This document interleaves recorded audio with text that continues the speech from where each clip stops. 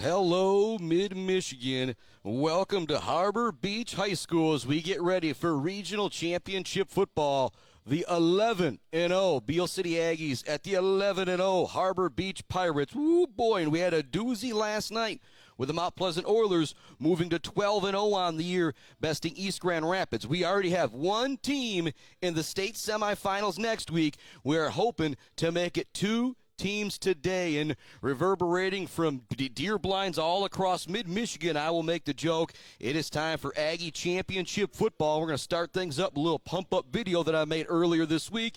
If you haven't seen it, I promise this will get you ready for Aggie football. We'll be back with more of our Woods Household pregame show right after this on the Mid-Michigan Sports Network. Tradition, a long-established belief that has been passed on from one generation to another. Who got you started playing football? My dad. Your dad? Yep. He instilled it in a young age that, football is where you grow friends, family, and a lot of life skills that can take you far. Generation after generation of all state Aggie football players have helped build the greatest football tradition in MHSAA history. No school has made the playoffs more than the Aggies of Beal City, as this is the 41st trip to the MHSAA playoffs for the Beal City Aggie football program. This Aggie squad is carrying on a tradition and legacy forged by their brothers, cousins, uncles, dads, and grandpas to become one of the best teams in the storied history of Aggie football. The defending state champion Beal City Aggies are 11-0. They have allowed one first-half touchdown. Fake the handoff, Gross in the backfield immediately to bring down the ball carrier. They have outscored their opponents 503-51. Man in motion, gets the handoff. Campbell looking to get the edge. He's blasted right away. Wyatt Wilson coming up out of that pile. Zucker in motion. Handed off to Bukovich. Great play right there. Bukovich is gone. Across 30, 20, 10. Touchdown. Braxton Bukovich. They're Highland Conference champions and district champions after besting Saginaw Novell at home last week. Gross gets the handoff on the jet sweep, looks to get the far side edge. He's got first down yardage, runs through a tackle, pours ahead for a couple more yards. They're going to throw it out to Zucker. He goes up, he makes the catch, absolutely mossing the defender. Gross gets the handoff. Hunter McDonald with a big-time block on the outside edge. Touchdown, Drew Gross. Zucker goes in motion. It's a fake snap there from Smith. They fake it, they throw it out. Zucker's wide open. They didn't cover him. He's got it. Touchdown, Garrison Zucker. Fake the handoff. Quarterback's going to run it. Oh, boy, big J&J Auto collision report out there. Whoo! Want to go to the air. Pump fake. Gross is in the backfield. The throw is going to be intercepted by Aaron Locke. He's going to go to the end zone. Gets a lead block from Jacob Upton. He turns it in. Touchdown! Aaron Locke on the pick six. But now comes the showdown 11 weeks in the making. The king of Mid-Michigan D8 football, the 11-0 Beal City Aggies, versus the king of the thumb D8 football, the 11-0 Harbor Beach Pirates. There's only 8 teams left in D8 and only 4 teams in Division 8 earned the right to play next week. But it's going to take 4 quarters to be one of those final 4 teams to get a chance to go back and make those dreams come true and walk back onto Ford Field for a second straight year. Join us Saturday for Beal City Aggie Championship football on the Mid-Michigan Sports Network. And I promise I'll play the much more dramatic version with music at halftime or something like that, but that doesn't have you ready to go for this game. I do not know what will. It is the Aggies. It is the Pirates of Harbor Beach. Set the battle here at Harbor Beach's field. Well, I'm trying to see if I see a name. No, just Harbor Beach Field, home of the Pirates. I don't see any special name out there, but I do got to give a shout-out to Carter and the crew here from WLEW and Thumb Sports, because if it wasn't for them, your boy might be on the phone again. And again, we're not on YouTube. If there's anybody out there that you know that only watches these games on YouTube, tell them our connection is not quality enough to go both on YouTube and on Facebook. And so a little bit of trouble there, but Facebook is where we have most of our followers. I'll make the joke. You can start your own Facebook page, your Facebook profile. Just keep it a secret from everybody just so you can follow the Mid-Michigan Sports Network. And I've made the joke throughout the playoffs and late in the season that you've heard a lot from me all year long. You know what I'm going to say. The Aggies are 11-0. They've only allowed one first-half touchdown. I just said it all moments ago in that little hype. So what you're going to hear is our latest interview with Mr. Hunter McDonald, Mr. Aaron Locke, and Mr. Brad Gross, as I was able to catch up with them earlier this week. And when we come back here on our Woods House pregame show, we will be nearing kickoff. It's the 11-0 Beal City Aggies versus the 11-0 Harbor Beach Pirates. The winner of this game will take on Bark River Harris next week at a neutral field. Whoever wins this game tonight will be a monster favorite in that next game. That's no offense to Bark River Harris. It's just the way it is. Whoever wins here today will be a big favorite to go to the state finals at Ford Field. Not next Friday, but the Friday after that, the day after Thanksgiving. Time to head on to my interview with Brad Gross, Aaron Locke, and Hunter McDonald. It's the Woods Also pregame show on the Mid-Michigan Sports Network.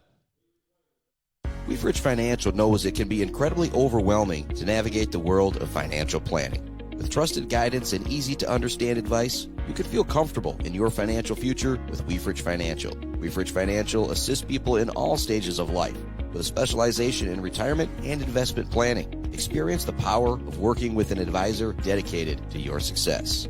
Visit weefridgefinancial.com. Visit them in downtown Mount Pleasant. Call or text 989-953-7888. Weefridge Financial, member SIPC.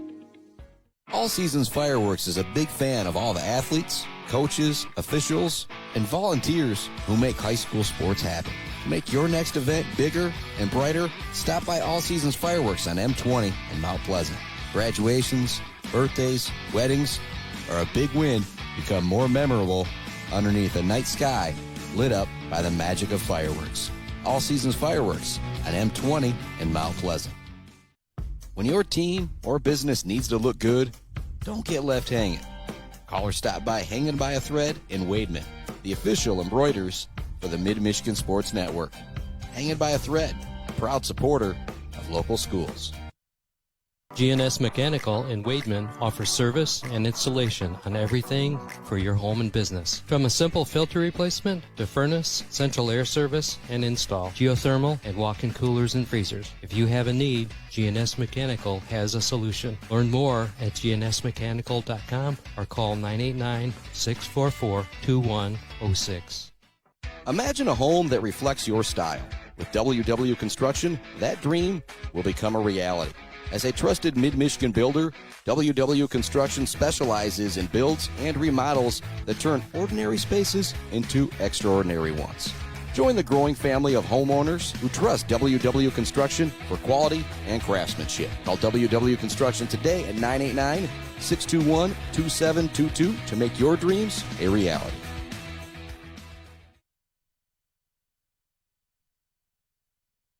Chris Bogman hanging out in the coach's locker room out here at Beal City. I've got Hunter McDonald, Aaron Locke, and Coach Gross here with me. I'm going to start by asking you guys, some of the cheesy questions you guys hear me ask everybody. Hunter, who got you started playing football? My dad. Your dad? Yep. He instilled it in a young age that, football's where you grow friends, family, and a lot of life skills that can take you far. Yeah, you got a very early memory from playing football. Maybe it's in the backyard with your dad. Maybe it's, some rocket football or something like that. The one that comes in mind before COVID hit and I got a bit bigger, I won in the long lap in like fourth grade and kind of changed after I got a little bit bigger, started eating a lot more, kind of fell more towards the back of the pack. But.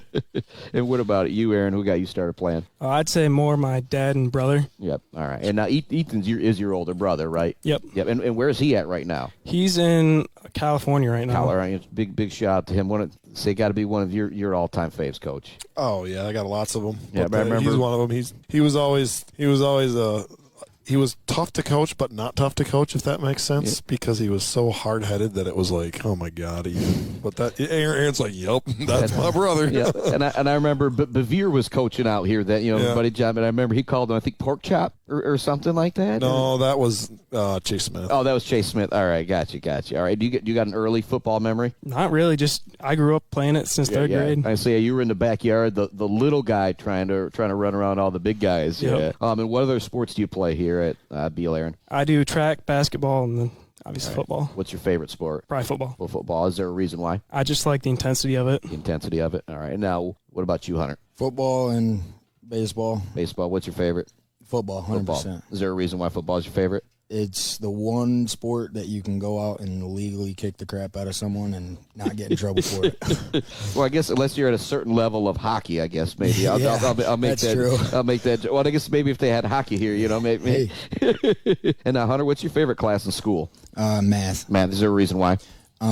Miss Bukovich, our math teacher, she's one of the best teachers ever, and I used to hate math. I didn't like anything about it, didn't want nothing to do with it. And Miss Bukovich really shaped my point of view to realize that math is something that can really help you out in life, and you're going to use it day to day, no matter if you go to college or if you're in the trades. People use math 24/7. What about you, Aaron? I'm saying math. Yep, it's kind of the same reason. Yeah, it comes pretty easy to me. Yep, and it's just crazy, Brett, how many people say math out here, and I think a lot of the credit is to Miss Bukovich. How many times we've heard that as well. And what's your favorite high school sports memory? And I feel like this question's almost wasted out here with you guys, but. Block punt for sure. Oh, the block. Oh, all right. See, I thought you were going to go to the state championship for sure, but the block punt kind of led to it. And this is the block punt guys here. I guess I didn't plan this out, but Yep. can the two of you talk? Have you guys talked through that play yourselves or anything like that? A little bit. Yeah, I mean, A little bit. I remember kinda. you making the joke when we were talking about he come in and kind of stole you. Like you could have had the block and the touchdown if Yeah. it didn't happen. But what was going through your mind when you were making that play, Aaron? I just saw it up in the air, and I was just praying it bounced back in bounds because it was right in the sideline. Yeah. And Hunter, like I said, we talked through it a few times, but Yeah. what is that kind of a running joke with you guys now? Of I mean, whenever it gets brought up, it's always like, gosh, I should have had a touchdown that game. First varsity touchdown, high school touchdown, and I always just joke with him about it. You stole my touchdown. But And one thing that I said in the game is, coincidentally enough, in back-to-back district championship games, you kind of have two defensive touchdowns, you know, with that pick six. Is that something you thought about when you were running that in or maybe on the sidelines at all? No. Not till just now. Not till you just said that. I was like, it's true. I didn't even think about it. Yeah, and I think it occurred, after I was going bonkers for, 10, 20 seconds after you ran into the end zone. It was like, wait, hang on a second. Like, you had that big play, last year. And that one was, just a little bit more impactful because of how, close that game was. This one was kind of, the nail in the coffin, as they say. It just kind of ended things out there. And you could kind of see it with Saginaw Novell. Even at, there's the one wide receiver. I think he was even kind of like, oh, man, like this is it. And now back to my list here as we got off a little topic here. Favorite high school sports memory for you, Aaron? I'll definitely win the state championship. Win the state and is there a moment at Ford Field that sticks out to you the most? I'd say my block pass. Block pass. All right. And you had a huge tackle on the sideline, too, chasing down that speedy quarterback, I remember. And, Aaron, what's something you enjoy outside of high school and sports? Just hanging out with friends. I like to hunt. Yep. All right. What about you, Aaron? yeah, just about the same thing. All right. Working on cars, hanging out with friends, hunting. And so what's the hunting plan going to be this weekend now? Not going. Not going? I'm going Sunday. Going Sunday? Are you going to go? I haven't even been thinking about it. Yep. I've had my eyes set on Harbor Beach ever since freshman year. All right. I like that. And what's your dream job right now, Hunter? Want to be a welder. Want to be a welder? Yep. All right. I want to move out west and weld pipelines. Is there a particular place in West you dream of being? I mean, it's more south, but just the far west side of Texas. They got a lot of pipelines, oil drilling, stuff that needs welded constantly. Gotcha. What about you, Aaron? I really don't know yet. Don't know. Hey, there ain't nothing wrong with that. I don't think I knew what I wanted to do till I was like 23 or 20, 24 years old. And who's an athlete you look up to, Aaron? It could be somebody local or it could be, somebody in the majors or something like that. I'd say my brother, Ethan. Just his determination, and he knew the game so well. What about you, Hunter? Athlete specifically, I look up to Bennett Gildy a lot. I did look up to him a lot, and I still do. I mean, he played the game with a different type of intensity. He practiced balls to the walls. And I believe they're at Alma. Is it this Saturday? Yeah. Yeah, and I remember that was one of those that I was. Oswald and Bennett Gildy. Yeah, Go at it. if we could have been there, I would have possibly been at that one. However, I'd much rather be over in Harbor Beach, and we'll talk more about that in a minute. For you, Hunter, what's your favorite meal? I want like a snack and like a dinner meal kind of thing. Snack and a meal. Snack, I really like just simple peanut butter and crackers, or just the peanut butter crackers that you can get at a gas station. And the meal, meat, just steak, ground beef, sausage, bacon, anything like that. Anything that comes from an animal. Right. What about you, Aaron? I'd say for a meal, I like a nice steak. Yeah. And then snack, I was making myself a peanut butter and jelly sandwich. Peanut butter sandwich. All right. Now, what about your favorite drink? Do you drink any soda? You drink water? You got a favorite Gatorade? I like Dr. Pepper. Dr. Pepper. All right, what about you, Hunter? A lot of people already know because I drink one just about every day as a White Monster. Yeah. And for you, Hunter, do you got like a favorite movie or TV show right now? Both of the Happy Gilmore movies. Happy Gilmore movies. Yep. All right, what about you, Aaron? I'm a big Lord of the Rings guy. Lord of the Rings guy. All right, and now right now, Aaron, what's your favorite genre of music?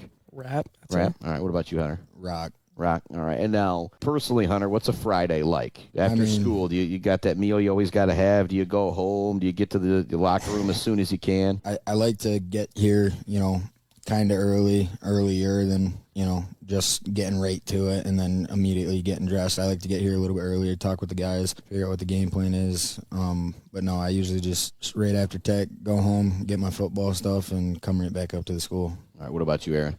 I usually just stay here, get a turkey sandwich, and stretch out in the weight room for a bit until we're getting ready.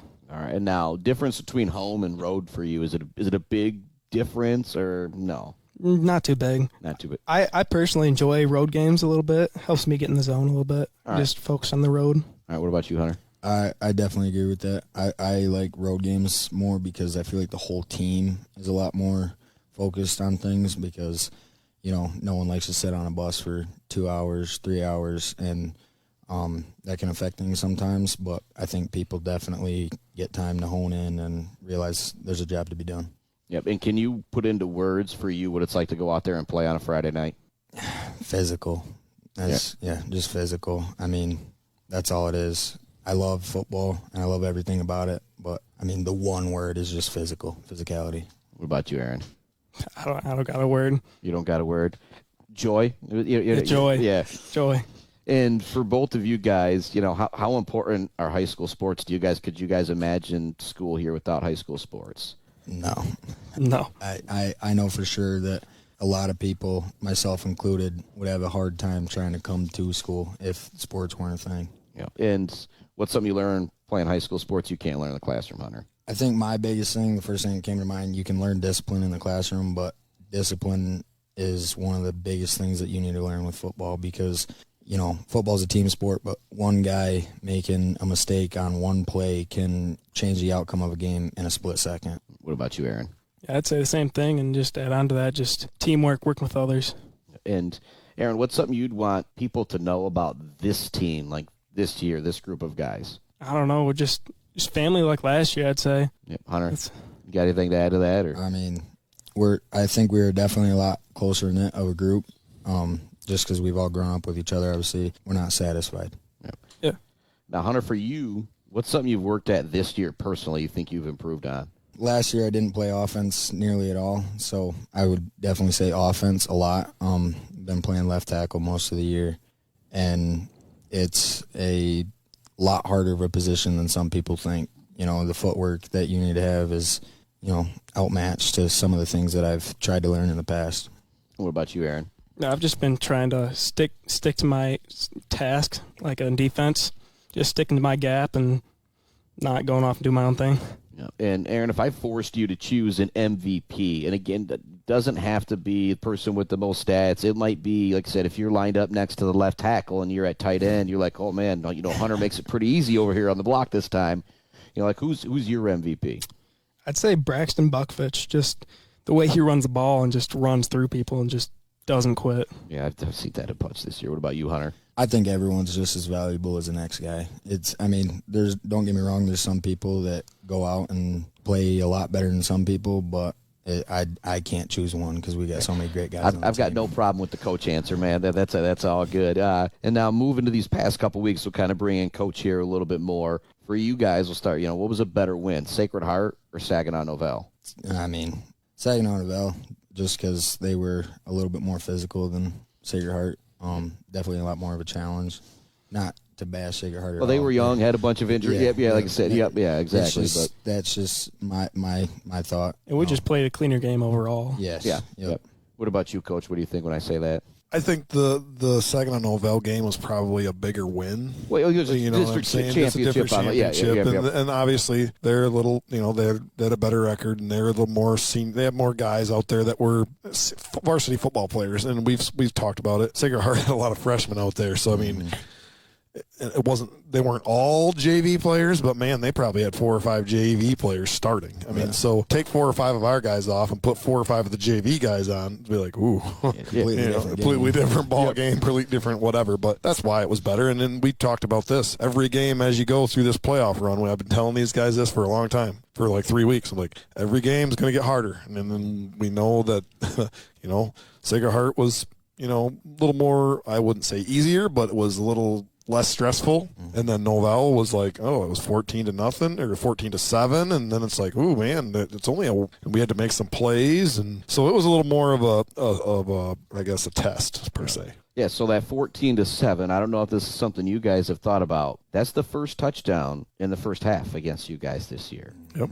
Is that something you? I guess I feel like that's a thing you can kind of go back and look at there. But it was something I had to bring up, and I remembered before that it was McBain making it 28-7. Very very late in the third quarter. Then I believe you guys responded pretty nicely. What was that next drive like after it was 14-7, Hunter?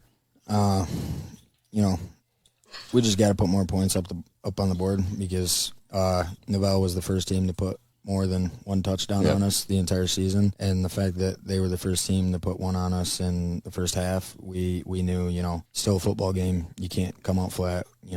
We got to come together and make this drive happen. Yeah. What do you remember about them going back out there when it was 14-7? They kind of went right back up 21-7. I don't remember exactly what the drive was. Kind of floating on me here. I don't remember the exact drive, but when you get into the playoffs, the farther you get, these teams are getting better. They're going to score. But you think about it, they only scored once.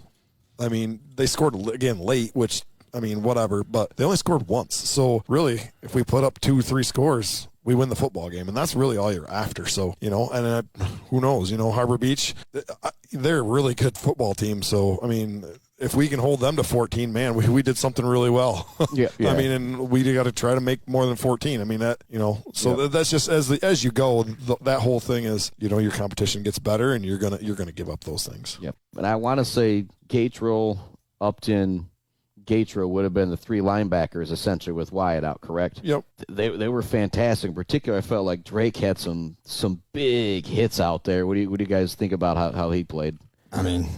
He plays great every game, but he definitely had quite a few good tackles. Quite a few monster hits out there, man. Yeah, that was, and he, like I said, he's such a great athlete. Mindset of like, if Wyatt's not out here to pancake somebody tonight, I'm gonna make sure I pancake a couple guys. It was and then Upton was in there, and Upton he was all over. Upton did really well. You watched the film; he was right where he needed to be, and the only thing, Wyatt's Wyatt, and Wyatt's a great football player, but we always have that next guy up. Wyatt's not there now. Now Jake Upton stepped in, did a really good job, and if Jake Upton for some reason can't be there, the next guy, whoever's there's got to step in. And I tell these guys this every year at the beginning of the year. There's no one guy more important than the next because you never know when that one guy's coming back in there. Well, that's exactly what Hunter said moments ago. And also, next guy up, Jarrett Latham. I imagine he was playing a little bit more guard because Jake was filling in at middle linebacker a little bit more. Yep. And I remember I called his name way out in front on some blocks 2 or 3 different times, very a la to Drew last year and Wyatt last year in the playoffs. And what's it like for you guys watching Drew Gross be able to run the ball now? He's always been a freak of an athlete, and he ran the ball through middle school and when we were a lot younger. What was that like? He's a tank. Yeah, it took a lot of people to bring him down, and it still does. He runs with, I feel like all of our running backs just run with chip on their shoulder, like, I don't want to be taken down. Yeah, him and Braxton in particular, they have that physicality to them too that they just and like I said, Gary and Avery both have that too. But if you're going to do the quote unquote thunder and lightning, I feel like you got the 2 thunders with those guys and the 2 lightnings with Avery and Gary once they get out the outside. And Gary in the open field in practice, how do you handle that, Hunter? He doesn't have to. He's on the line. Have to. Oh, yeah, have to. What about last year? I'm sure it happened a time or two. But as he left your cleats in the grass a couple times. Immediately we last week at practice, we were doing opening field tackling, and I literally face planted going up against Garrison. So nothing really comes to my mind of last year, but yeah, he's a nifty, shifty kid. Yeah. What about you, Aaron? I don't go against him a ton, but he's made me almost miss a few times. Gotcha. And for you guys individually, did you have a favorite play in that game, Hunter? I know one was it was either Drew or Avery's run off to the far side of the field for me. You got way out there and you just held, you just pushed number 8 out. That, yes. I love playing guard just to – I like pulling just because, you get a huge running start to be able to hit somebody. And, we were on – kind of the goal line there, so he didn't get as much room, but it was a nice touchdown to Drew. The second he got up, he came right up to me. He was like, "Great block," just screaming. Yeah. So would that be your favorite play, personally? Yeah, personally, yeah. What about you, Aaron? I'd say a pretty obvious answer with my pick six. Yeah. And so when I go back and look at the replay, and again, I'm not knocking on any high school players or anything like that. I'm not even going to be able to throw the ball that far. But it was one of those, I go back, I look, and it was like Gursky's like, pause it right when he catches the ball. And I pause it, and there's like, I think I can see Grady like off in the distance or something like that. But yeah, there's just nobody else around you. And I think as soon as you caught it, I was immediately like, he's going to score. And there ended up being another guy or two there that I thought it was going to be. But you have to talk through what's going through your head on that kind of play. I just turned around. I saw the receiver, and I started running at him, and I saw the ball leave the quarterback's hand. It was right to me, nowhere near his receiver. Yeah, the receiver's still running down the field. And when you get into the end zone, the sideline really erupted after that play. Because, like I said, that was kind of, shutting the door on the game in that situation. What was the sideline like when you were trotting off there? They were all so excited for me. It was great. Yeah. What do you remember about that moment, Hunter? Looking at BG jumping up and down like a little schoolgirl.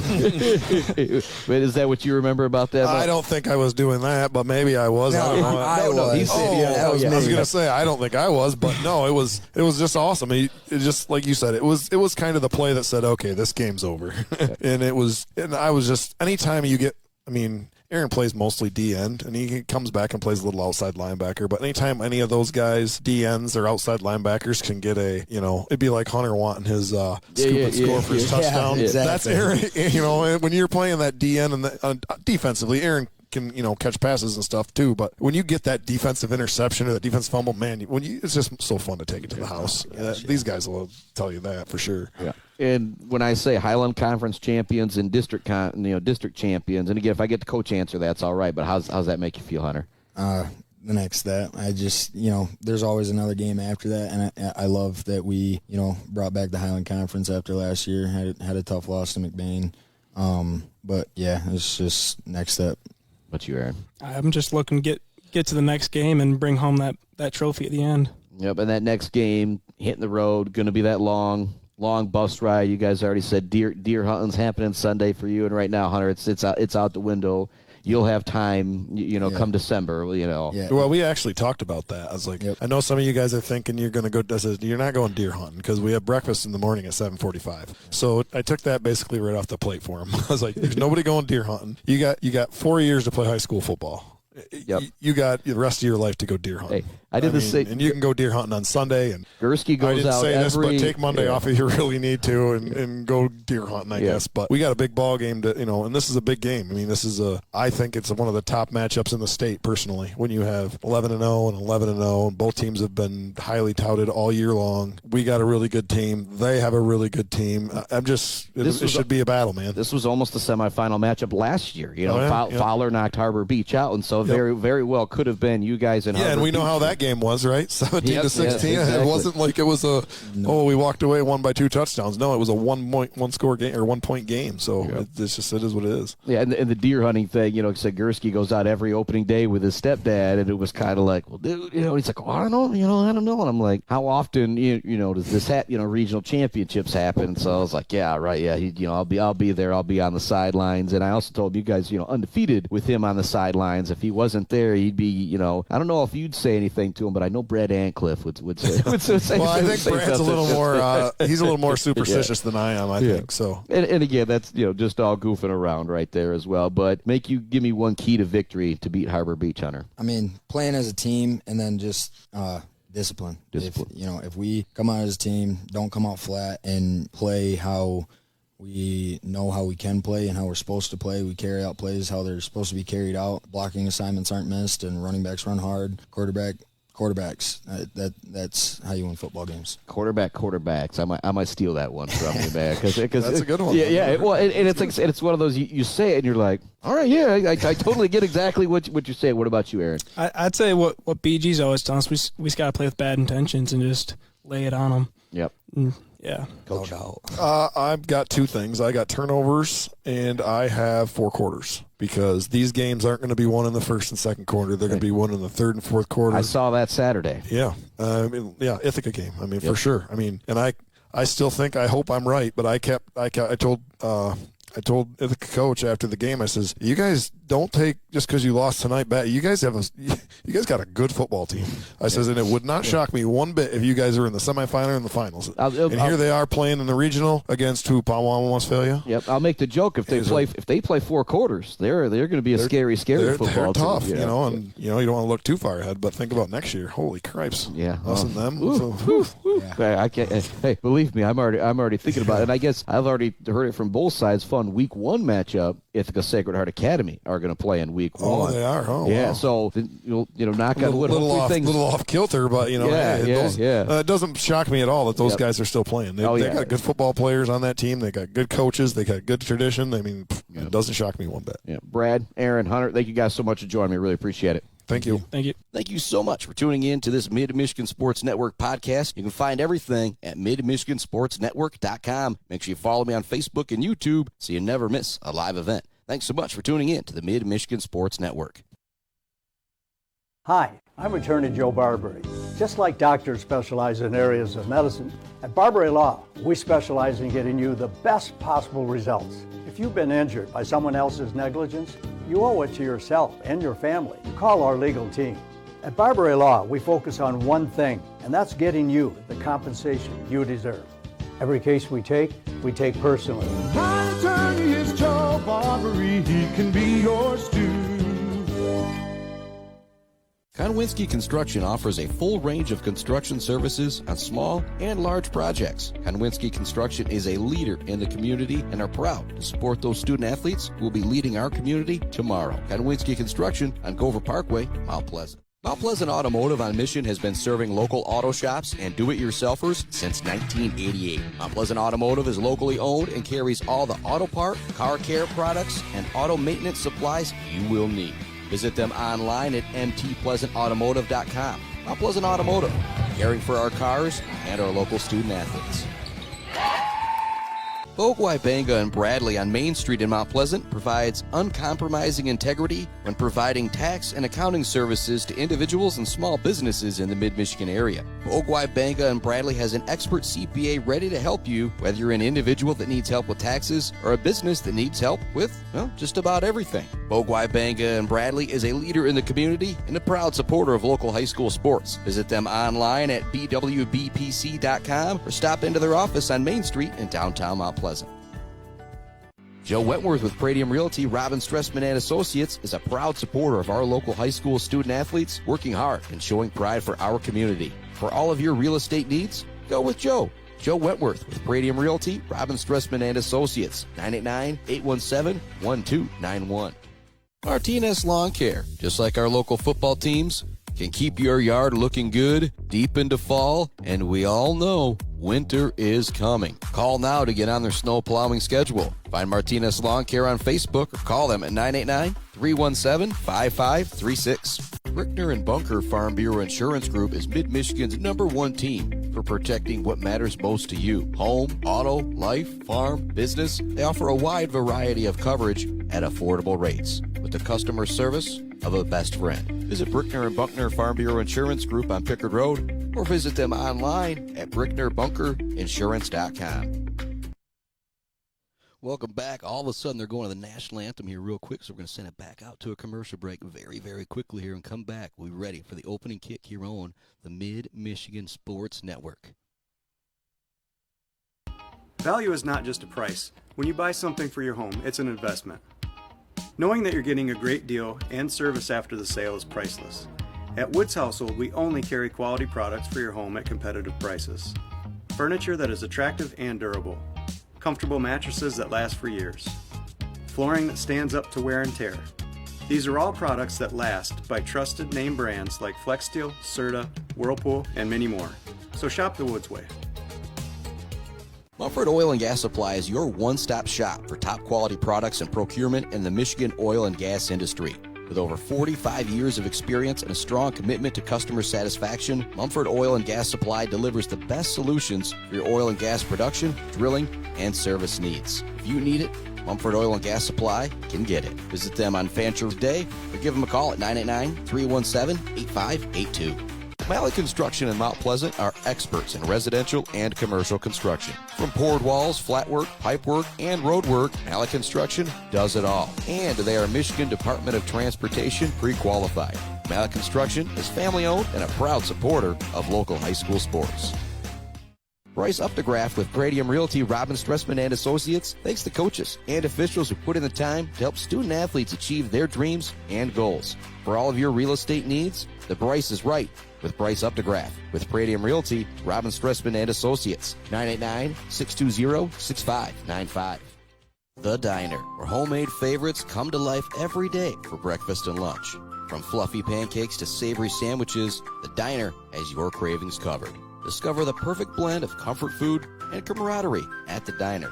Join them every Friday night till 7 for their famous fish fry. The Diner on North Mission, Mount Pleasant. Welcome back to Harbor Beach High School, home of the Pirates for regional championship football on the Mid-Michigan Sports Network. The Beal City Aggies, the Pirates of Harbor Beach, set to do battle for the right to play in the state semifinals. And this is the rare game where if you win here today, obviously every game's got to be played, but if you win here today, you know you're going to be big favorites next week to go to Ford Field. And so some people have called this the quote-unquote state championship here in the regional. That's how big this game is. Probably Hudson coming out the other side, but whoever wins here today will be big favorites next week versus Bark River Harris at a neutral site. If it's the Aggies, I'm thinking Petoskey, St. Ignace, maybe Traverse City or somewhere where that game will be played at. Connor Sienkiewicz is out for the kickoff. Back deep to receive the kick is Mr. Drew Nickrand. Here we go. Harbor Beach will start with the football. Thus, the Aggies will get it at halftime. It's 11-0 Harbor Beach, 11-0 Beal City. Regional championship football on the Mid-Michigan Sports Network. Here comes the opening kick. Nick ran back deep to receive it from Sienkiewicz. It's going to go here to the near side and take a bounce. It's actually going to go out of bounds, so it'll be great field position. Starting at their own 40-yard line is where Harbor Beach will start things, and they're going to come out in that T offense, and they are going to try and run. If you're familiar with what Ubley did a few years ago, beating that excellent defense with Bennett Gildy and the crew, they converted 7 fourth down and shorts. That's the type of offensive attack I think it's going to take to beat the Beal City Aggies. And leading the way is the 4-year starting quarterback, Caden Buchholz. He's going to go under center, lined up in the backfield. In that T behind him is going to be Benson Harper. Also looks like Brady Shave. Again, we'll kind of learn this roster together out there. Keegan Pastavito out there. Handoff is going to go up the middle. Big running room. Is going to be a gain of 8 or 9 on the first play of the game from Rogan Messing. So it was Messing, it was Harper, and it was Pastavito, or Pastavio lined up behind Buchholz. It will be first down yardage on the very first play of the game for Harbor Beach. A run right up the middle. On that defensive line, it's Drew Gross, Ben Gottschalk, Nick Irvin, along with Aaron Locke. And really close to the line of scrimmage is the safety, Mr. Grady Gatrell as well. Here they come back in that T formation. 3 running backs, 2 tight ends. They're lined up tight. The Aggies get into the backfield this time. Nowhere for Harper to go. Gatrell's back there. Gross is back there along with Mr. Zucker. It's going to bring up second down and long, and these are the type of situations that you need to put this Harbor Beach offense in. You get them behind the sticks when they really want to keep it on the ground. That's where it's going to be trouble. But why they're so elite this year is because they have a quarterback like Buchholz who allow them to go to the air. And one of the guys that's very dangerous out there at wide receiver is Mr. Skylar Cruz, number 80. Big target out there. Handoff goes right up the middle once again. Short gain for Rogan Messing. And so here comes the first big third down of our ball game. And it's going to be 3rd and long here for Harbor Beach. We'll call it 3rd and 8. See what they exactly put on the scoreboard here. It is regional championship football here on the Mid-Michigan Sports Network. The Beal City Aggies, the Harbor Beach Pirates. We already know one ultra-local will be playing in a state semifinal next week. That is the Mount Pleasant Oilers. They will take on Lowell at a neutral site. Alma College, maybe Ferris State could be a location for that, or maybe down towards the Grand Rapids area. 3 wide receivers set now for Buchholz. He's got 2 running backs as he lines up in the shotgun, 1 back to each side of him. They fake the handoff. Buchholz wants to run this one to the far side. Aaron Locke gets a hold of him, and the Gatral Bros come in to clean things up. Woo! What a play defensively for Beal City. That's going to back them up. 4th down and long for Harbor Beach, and we'll see if they bring out the punting unit here, and it does look like we've got a big exchange of guys coming in, coming out. Those substitutions brought to you by our friends at Mount Pleasant Automotive. Just like these coaches need replacement parts, so do your vehicles, and they've got them for you at Mount Pleasant Automotive. Also, much love to Woods Household. Thanks so much for tuning into our pregame show. Barbary Laws, we come to you from the Barbary Law Studios, built by Conwincy Construction. Also love to Gates Drilling and Service, Bill's Custom Fab, the Bird All-American Grill, Clark Modular Homes, a Weefrich Financial, Brad Malley Well Drilling and Malley Construction. It's Avery Small. Gary Zucker back deep to receive the punt. Bit of a low snap, no pressure from the Aggies. It's going to be a high, short punt. It's going to go out of bounds. No chance on the return here to the near side for Gary Zucker. But the Aggies get the stop, call it the 4 and out as Harbor Beach picked up a 1st down on their first play of the game, but then stalled after that. Big-time plays from the Aggie defense at the line of scrimmage. With 9:18 left to go in the first quarter, the Aggies are going to take over with it at their own 30-yard line. Another thing to think about there, if you're Harbor Beach, you just wasted great field position. You started at your own 40, and now after the punt, you've only made up, 10, 20, 30 yards there, and so great starting field position here for Beal City considering where Harbor Beach started. 1st down and 10 for the Aggies. Kyler Smith is going to line up in the gun. Call it an empty set, but he's got 2 wingbacks to the right of him to the far side of the field. The wingback here to the near side is Gary Zucker. Zucker goes in motion. He's going to get the handoff. Jarrett Latham out there looking to get a lead block. He gets a piece of a man, but Zucker's going to be stood up after a pickup of 1 or 2. Excellent defensive play from Harbor Beach, showing that speed to go sideline to sideline.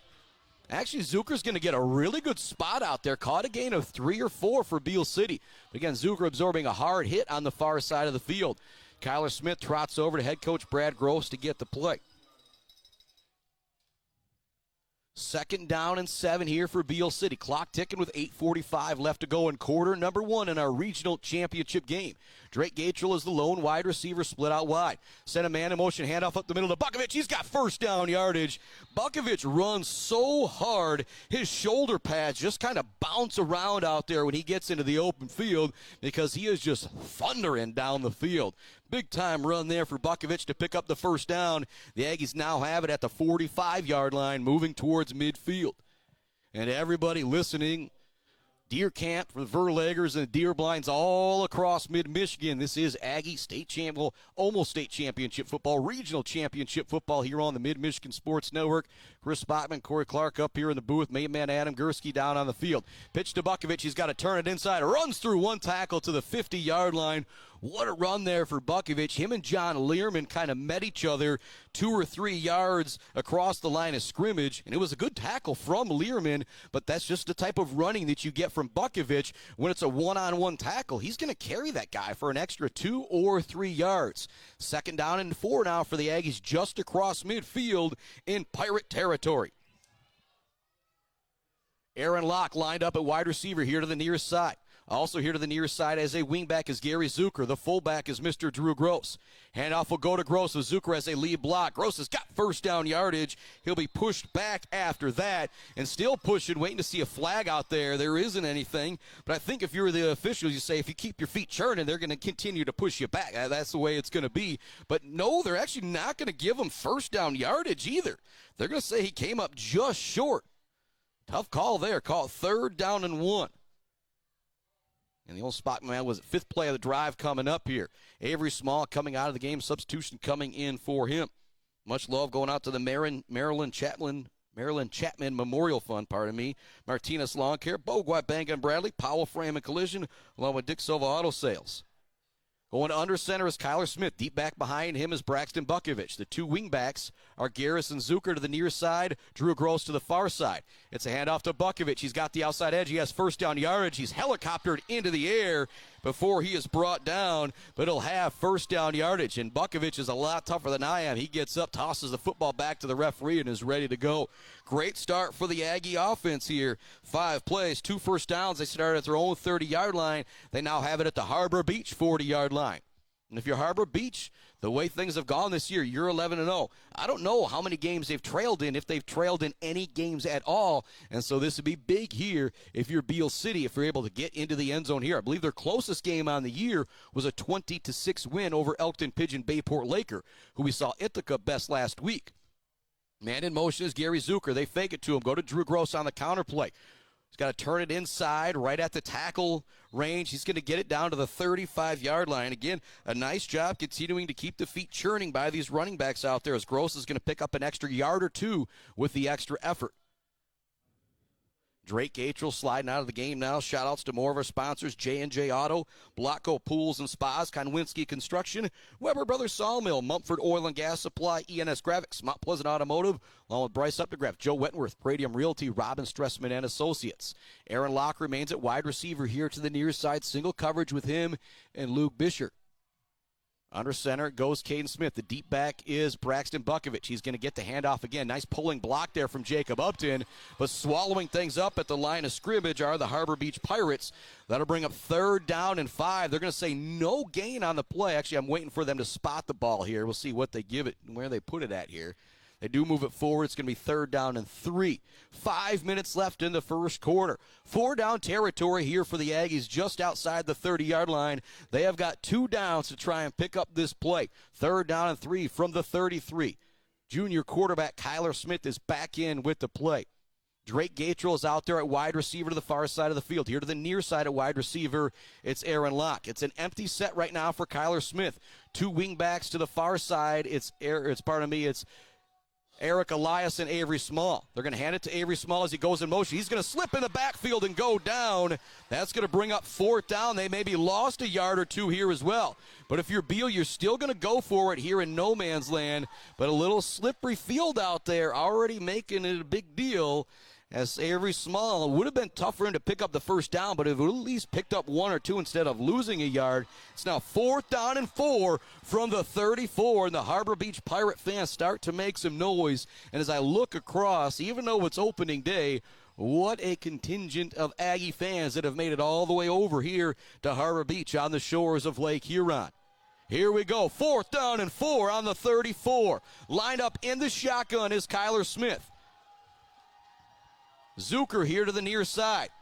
They fake the handoff to him. They want to throw. They've got a man over the middle. It's Eric Elias, but it's just a little too tall. It's going to be incomplete for a turnover on downs. Elias was open, but the throw just a little too tall. It's going to be incomplete on 4th down and 4. Taking over at the 34 will be Harbor Beach. And so if you're the Pirates of Harbor Beach, you got to stop just like the Aggies got to stop, although it was a bit more dramatic. The Pirates take over, 3:41 left to go in the first quarter from their own 34-yard line. If you're Harbor Beach coming out on offense, it's almost like this game is starting over again, but there's just 3:41 left to go in the first quarter. Going under center is Buchholz. He's now got 2 running backs behind him. Lined up as a wingback to the far side of the field is Benson Harper. They're going to pitch it that way with Harper as a lead block. Wyatt Wilson turns it inside right away. Big hit out there. Drake Gatrell. Ben Gottschalk also coming in to help clean things up. They're going to get a really good spot out there. They're going to give him a gain of 5 on that play. Nice job continuing to churn those legs forward from the Harbor Beach running back. Benson Harper's now going to be lined up at wide receiver here to the near side. Single coverage with him and Gary Zucker. Going under center is Buchholz. Lined up behind him is going to be Andrew Cabin and Rogan Messing. Handoff goes right up the middle. Actually, it's a fake. Buchholz now here to the near side. He's going to pour ahead for 1st down yardage. Brought down by Grady Gatrell, Kyler Smith, and Aaron Locke. And there you see the size of Buchholz as he comes here to the near side for the run. The Aggies made some contact with him about 3 yards before the 1st down, but Buchholz kept those legs churning, kept those legs churning. Last week it was Buchholz in Elkton Pigeon. This week it's Buchholz. I got to make sure I get that right. Buchholz with the run there for Harbor Beach. And so they pick up the 1st down, have it right near midfield, looking to charge into Aggie territory. 2:30 left to go first quarter. We're scoreless with Beal City and Harbor Beach in the regional finals. Handoff goes right up the middle. Some room for Messi and keeps those legs churning. Drew Gross hits him hard from behind, but it'll be very close to first down yardage, and they will give him the first down. And this is that trouble when you've got that T behind you. They're always going to fake the handoff to the guy going right up the middle. You've got to respect it every time. I don't want to say Beal City didn't respect it that time, but they weren't necessarily ready for it. Thus, a 10-yard pickup on the handoff right up the middle. And the way that happens is with everything that happens after that play that you run all the other times. Once again, it's Messing, Cabin in the backfield. Buchholz going to go under center. Here to the near side at wide receiver, it's Benson Harper. Right at the line of scrimmage guarding him is Gary Zucker. We're going to have a timeout on the field coming from Harbor Beach. 2 minutes left to go, first quarter. We'll keep our broadcast right here. Thanks to more of our great sponsors like Mount Pleasant Public Schools. They're hiring bus drivers right now. They also need parapros, substitute teachers. But those bus drivers, they've got paid training and full benefits to get started. Go to mtpleasantschools with an S.net to get started. Also, big shot, Tom Krazier and the crew. The high and tight turnover battle, something we will be keeping our eye on here in this game. Keys to victory is the same as last night. It's big plays, it's turnovers. Once you get into these contests in the regional championship game, both teams are going to be solid all the way around. They're both 11-0 for a reason, and so who's going to make the one or two mistakes? Who's going to make those one or two big plays out there? That is going to be the difference in the ball game. And also, as I mentioned, much love to the Maryland Chapman Memorial Fund, Martinez Lawn Care, Bogwai Bang and Bradley, Powell Flam and Collision, Dick Silva Auto Sales, Brickner and Bunkner Insurance Group, Block Electric, The Diner, WW Construction, All Seasons Fireworks, Pure Plumbing, Hanging by a Thread, G&S Mechanical, along with CNC Enterprises, your Irish Setter Red Wing boot headquarters, along with all things Carhartt. If you need it for work, they've got it for you at CNC Enterprises.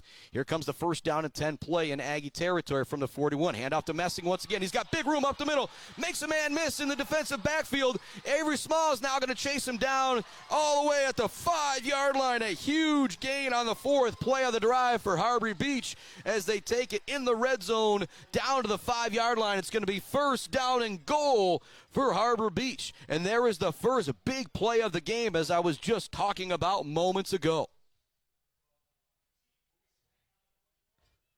Buchholz coming in with the play. Clock moving, 1:32 left to go in the first quarter. First big play of the game there on the run from Messing all the way down to the 5-yard line. A 35-yard run or so. Going under center is Buchholz. He's got those three running backs behind him. It goes to Messing again. There's Nick Irvin to bring him down. Nowhere to go. Stacked right up at the line of scrimmage. Great job by the Aggie defense. Second down and goal now. They're going to say that he got a couple yards on the play there. Second down and goal from the 3 now. Potts DeVio coming back into the game for Harbor Beach. We'll see him lined up in the backfield with Messing along with Benson Harper. Going under center will be the senior quarterback Buchholz. 4-year starter at quarterback. Clock continues to move. This could be the final play of the first quarter if the Aggies get a stop here. Here comes the second down and 5 play. It's into the end zone for a touchdown. Potts DeVio with the carry. And I said earlier, I don't know if Harbor Beach has trailed in a game yet. The Aggies couldn't take advantage and get into the end zone moments ago. It was an incomplete pass on a 4th down and 4. Harbor Beach rolls 66 yards into the end zone with a Potts DeVio touchdown. It was Messing with the big 35-yard run right up the middle that helped this touchdown play happen. Now here comes the extra point, or will they go for 2? They are going to line up for the extra point. Actually, never mind. It's a little bit of a goofy formation. It looked like in a 3-point stance was the kicker. Now backing up, ready to kick this one is Skylar Cruz. 6-0 Harbor Beach with the lead. Here comes the extra point. The kick is up. It is good. 7-0 Harbor Beach with the lead. I have not seen the Aggies behind yet this year. We shall see how they respond right after this on the Mid-Michigan Sports Network. Hi, I'm attorney Joe Barbary. Just like doctors specialize in areas of medicine, at Barbary Law, we specialize in getting you the best possible results. If you've been injured by someone else's negligence, you owe it to yourself and your family to call our legal team. At Barbary Law, we focus on one thing, and that's getting you the compensation you deserve. Every case we take personally. My attorney is Joe Barbary. He can be yours too. Mumford Oil and Gas Supply is your one-stop shop for top quality products and procurement in the Michigan oil and gas industry. With over 45 years of experience and a strong commitment to customer satisfaction, Mumford Oil and Gas Supply delivers the best solutions for your oil and gas production, drilling, and service needs. If you need it, Mumford Oil and Gas Supply can get it. Visit them on Fancher Day or give them a call at 989-317-8582. Welcome back to the Mid-Michigan Sports Network. We are at the home of the Pirates, so you know when you see that home 7, guess 0, it is not good. The Aggies trail Harbor Beach here on the road.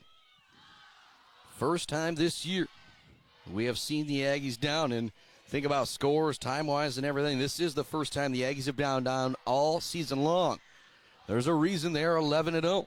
But there's also a reason this Harbor Beach team is 11-0. We just saw it right there with the 5-6 play drive messing with the big run. This kick's going to get away from the up man. It's going to be fielded by Gary Zucker at the 25. Big block from Drew Gross.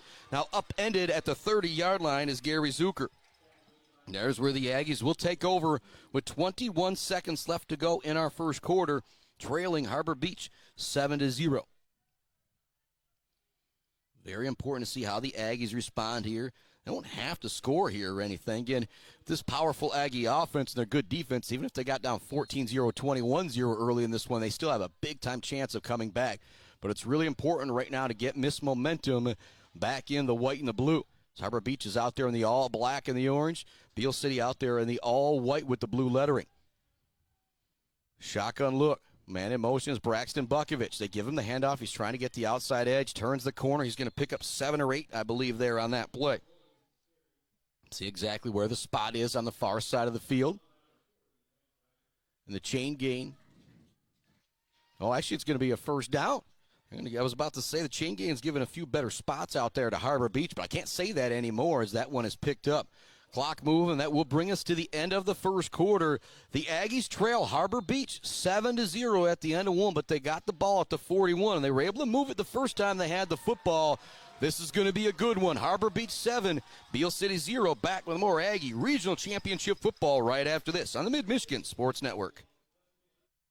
Weefridge Financial knows it can be incredibly overwhelming to navigate the world of financial planning. With trusted guidance and easy-to-understand advice, you can feel comfortable in your financial future with Weefridge Financial. Weefridge Financial assists people in all stages of life with a specialization in retirement and investment planning. Experience the power of working with an advisor dedicated to your success. Visit WeefridgeFinancial.com. Visit them in downtown Mount Pleasant. Call or text 989-953-7888. Weefridge Financial, member SIPC. The Bird in downtown Mount Pleasant, open every day but Sunday for lunch and dinner. Delicious pizza, the world-famous Bird Burger, handcrafted, fresh-baked subs, many apps, and much more. There's something for everyone at The Bird in downtown Mount Pleasant, where friends gather like family. The Bird, supporting high school sports in mid-Michigan for nearly 100 years. Welcome back to it here on the Mid-Michigan Sports Network. And messaging Heather Yatz right now. She's asking if we're going to connect on YouTube. I says just not able to. Our connection is so bad, and Thumb Wireless literally does not allow my router to connect over here. So we're on Facebook only. We will upload the game to YouTube later. But, again, our apologies to everybody. We want to bring you the best coverage we can. If we were on YouTube and Facebook, things would be wigging and shorting out here and there. And so all of your YouTube friends, if you're on Facebook, tell them, get that Facebook. You can make it happen here. Man in motion is Drew Gross. They fake the handoff to him. Quick throw for Kyler Smith over the middle. It's dropped by Braxton Bukovich. It was right in the wickets. Number 5 couldn't bring it in, though. Might be the first offensive mistake you've seen from Bukovich all year long, though. So they're going to head back to the huddle, 2nd down and 10 now. But those are the type of mistakes you can't have happen in a game that you know is going to be this too tight with two undefeated 11-0 teams. And if you joined us last night, it was a 28-14 victory for the Mount Pleasant Oilers over East Grand Rapids for their 3rd regional championship since 2000. They will play Lowell in the state semifinals this next Saturday. Ithaca fell last night to Pewamo, Westphalia, 42-21 to end their fantastic season after a district championship. Drew Gross goes in motion. They fake the handoff. Now Kyler Smith wants to run. He's going to be brought down in the backfield. He's going to bring up 3rd down and long here for Beal City. And right now, Miss Momentum is wearing that black and orange. The Aggies are going to have to do something here. Their first drive, they marched it downfield. Ultimately faced a 4th down and 4. It's an incomplete pass to give it back to Harbor Beach. They then went right down the field. 5 plays, 66 yards. Messing had a 35-yard run down to the 5-yard line before they poured it in. 3rd down and 10 play. Empty set for Kyler Smith. Here to the near side at wide out, it's Gatrell. To the wide side, the far side at wide out, it's Aaron Locke. Man in motion is Gary Zucker. Smith looking for a receiver. It's over the middle, caught by Eric Elias. It might be the same play they ran on the 4th down. Elias jukes a man out of his shoes. He's going to go. Touchdown, Elias. 59 yards to answer right back. What a play. 59-yard tutty. Smith to Elias, and just like that, the Aggies answer back. Again, that was a 3rd down and 10 play for the Aggies. What a throw from Kyler Smith. What a catch and run from Eric Elias. You talk about our Mumford Oil and Gas Supply assist of the game and our Bill's Custom Fab fabrication of the game. That could be it right there, because all of a sudden the Harbor Beach stands have gone pretty quiet after that big-time throw and catch. Here comes the extra point from Connor Sienkiewicz. Jumping off sides was Harbor Beach, which means we could see the Aggies decide to go for it here. However, you've seen a very strong defensive front from Harbor Beach, but the Aggies will come out and go for 2 here. And so you've got the offside on the extra point to allow to go for 2 here for the Aggies. Now try and go up 8-7. And you know that defensive line right now from Harbor Beach is ready to go. At fullback, you've got Drew Gross. At tailback, you've got Braxton Bukovich. They're going to give it to Bukovich. He pours it in, extra point. 2-point conversion is good from Bukovich. The Aggies go up 8-7, and just like that, they're not down anymore. Down for about a minute and 28 seconds in the season. And now Harbor Beach facing their first deficit of the year after the 59-yard tutty. Kyler Smith to Eric Elias. 11:01 left to go in the first half. So our Gates Drilling and Service halftime report. What a play there. The Aggies will come back out for the kickoff, and now Miss Momentum back wearing the all-white and the royal blue. What a play there. Kyler Smith to Eric Elias on the pass.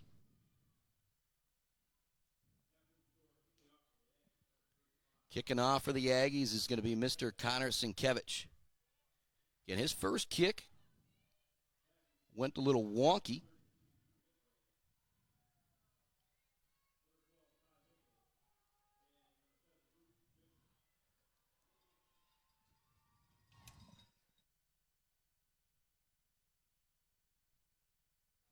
Here comes the kick from Sienkiewicz. Big shout to Corey Clark. We're kind of updating things on YouTube. We went to go live there. It just wasn't going to happen with the connection we got. And big shout to the guys at Thumb Wireless for just being able to make it happen.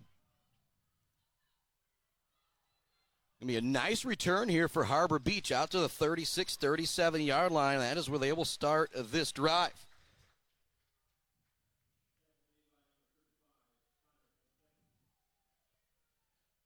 Like Sienkiewicz also in on the tackle after the kick as well. Own 37 is where Harbor Beach will start this drive. This is huge right now. Harbor Beach this year has blown out everybody. I'm talking 42-8, 43-14, 33-6, 51-8, 52-6, 50-14, 33-14, 26. Very similar to the scores of Beal City. These teams are not used to being in a close ball game, even this part of the second quarter for most of the season. Let's see what happens here. Handoff to Messing up the middle. He's going to pick up 3 or 4. And that is where Harbor Beach is doing a really good job against this Aggie team. The Aggies, as far as skill goes, are as good as you're going to see. But if you do got some size out there, that's maybe the only way you can really try and take advantage of things going up against this Aggie squad. You've got to run right at them, and it appears that's what Harbor Beach wants to do. A pickup of 3 on that play for Messing. 2nd down and 7 coming up. Out there defensively for the Beal City Aggies. I've talked about it a lot, but it's Drew Gross, Nick Irvin, Gottschalk, Aaron Locke, Drake Gatrell, Wyatt Wilson, Braxton Bukovich, Gary Zucker, Grady Gatrell, Kyler Smith, and Avery Small. Pitch here to the near side, trying to get that outside edge is Harper, Kyler Smith, and a combination of Eric Elias bring him down, but not before Harper's able to pick up first down yardage. And that's where that 3 running backs in the backfield just makes things so difficult. You've got to respect the run up the middle every single time. And then when they switch things up on you, it's open on the outside. How many times have we seen or heard, you've heard guys get to the outside edge against Beal this year? Not many. Fantastic play there from Harbor Beach and Mr. Benson Harper on the carry. Another one of the seniors for this Harbor Beach team. Matter of fact, all the seniors we've seen carry the football so far, or part of everyone we've seen carry the football so far for Harbor Beach is a senior. Run here to the near side. Great tackle in the backfield by Wyatt Wilson, bringing down Buchholz, the ball carrier, after a very short gain. Big tackle there by Wyatt Wilson. Buchholz is going to still get a decent spot out there as his big frame fell forward. Again, Wyatt Wilson got a hold of the ankles and would not let him get away. Clock moving, 9:15 left in the second quarter. Beal City will get the ball to start the second half. As Harbor Beach got the ball to start the game, picked up a first down on the first play, then went 3 and out after that. The Aggies drove it downfield, were incomplete on a 4th and 4. Harbor Beach then went right down the field for a touchdown, but then the Aggies answered it right back with a 59-yard TD. Run to Messing once again. He's going to pick up 2 or 3. And this is where Harbor Beach is scary. You got a 3rd down and 4, maybe 5 here, but Harbor Beach is going to be comfortable running the ball 2 times here. So if you're the Harbor Beach coaching staff, Troy Schelke and the crew, you're saying, hey, you guys, stay calm here. Don't worry about breaking this run necessarily. If we only pick up 1 or 2 on the play, we're good. We just can't take a loss here. Zucker and Gatrell creeping up towards the line of scrimmage as Buchholz goes under center. Those 3 running backs in a T behind them. 2 tight ends out there as they're lined up tight. Handoff goes up the middle once again. Great play out there, getting a hold of the ball carrier. Not letting him go anywhere was the big man, Gavin Connors, the junior. That's going to bring up 4th down and 4. That's the type of play you need right there against this Harbor Beach team. They're going to go for it here on 4th down and 4. But with Buchholz, it's dangerous because you could go to the air here. This is what's scary about this Harbor Beach team. I'll say it a bunch. They can run it right up the middle, pick up 3 yards. They can run it to the outside, or they can throw it. That is why they are 11-0 on the year. Great defense and an offense that can do many different things to beat you. 2 big tight ends out there are Geiger and Cruz. Watch for them here on this play. Shotgun look. They fake the handoff one way, run it up the middle. Big time room for Harper. He's got the first down before he's brought down by Kyler Smith. A 4th down and 4 pickup on this drive is something to remember for Harbor Beach on this play. And you go back a few years ago to when Beal City fell to Ubley. They had a great defensive game plan, but it was those 4th down and 2s, those 4th down and 3s. Ubley was able to pick them up. Harbor Beach able to pick up that very important one there. Clock continues to move. 7:11 left to go here in quarter number 2. 3 running backs back behind the quarterback, Buchholz. It's Harper. It's Messing. And it's Pastavito. It's going to be a run all the way for Buchholz. Great job stretching that play out all the way to the near sideline by Kyler Smith. See where the spot is after the gain. They're going to give him a really solid gain on first down there, but it was still a great tackle from Kyler Smith as he was out there in no man's land, had a blocker bearing down on him as well as the ball carrier, and was still able to bring him down. 2nd down and 3 coming up, ball at the 19-yard line. Harbor Beach is now in the red zone of Beal City for the 2nd time here in the first half. Got those 2 big tight ends out there along with Cruz to the far side of the field. In the backfield, it's Messing, it's Cabin, it's Harper. Going under center is Buchholz. Hand it off to Harper. He's going to be swallowed up right away. Zucker and Elias bringing him down, but I believe it will be enough for the first down. Again, it's hard not to give up 2-3 yards on every play when you have to respect everything that Harbor Beach does. And I mentioned it earlier. Big plays, turnovers. Big plays, turnovers. You haven't had a big play on this drive, but you also haven't. I guess the 4th down and 4 pickup is a big play. But if you're Beal City, this is what you got to do to this Harbor Beach offense. Make them beat you 3 yards on a cloud of dust and hope they make a mistake. Maybe a holding penalty, maybe a false start to back them up here as they get towards the end zone. Buchholz goes under center. It's a pitch to Harper here to the near side. Kyler Smith's going to upend him at the 11-yard line. It'll be a pickup of 2 or 3. We've got the 10th play of the drive coming up for Harbor Beach. They've picked up 3 first downs, including that big 4th down and 4 pickup.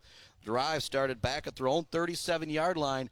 They've now got it at the Aggie 12-yard line, a 2nd down and 6 play. Coming up, we've got 5:19 left in the second quarter in our regional championship game.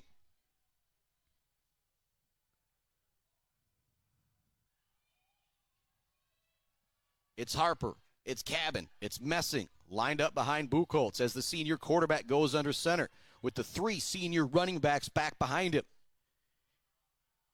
Handoff up the middle to Messing. He charges forward inside the 5-yard line. He's going to have a first down.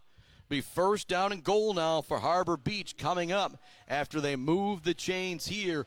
4:50 left to go in the first half.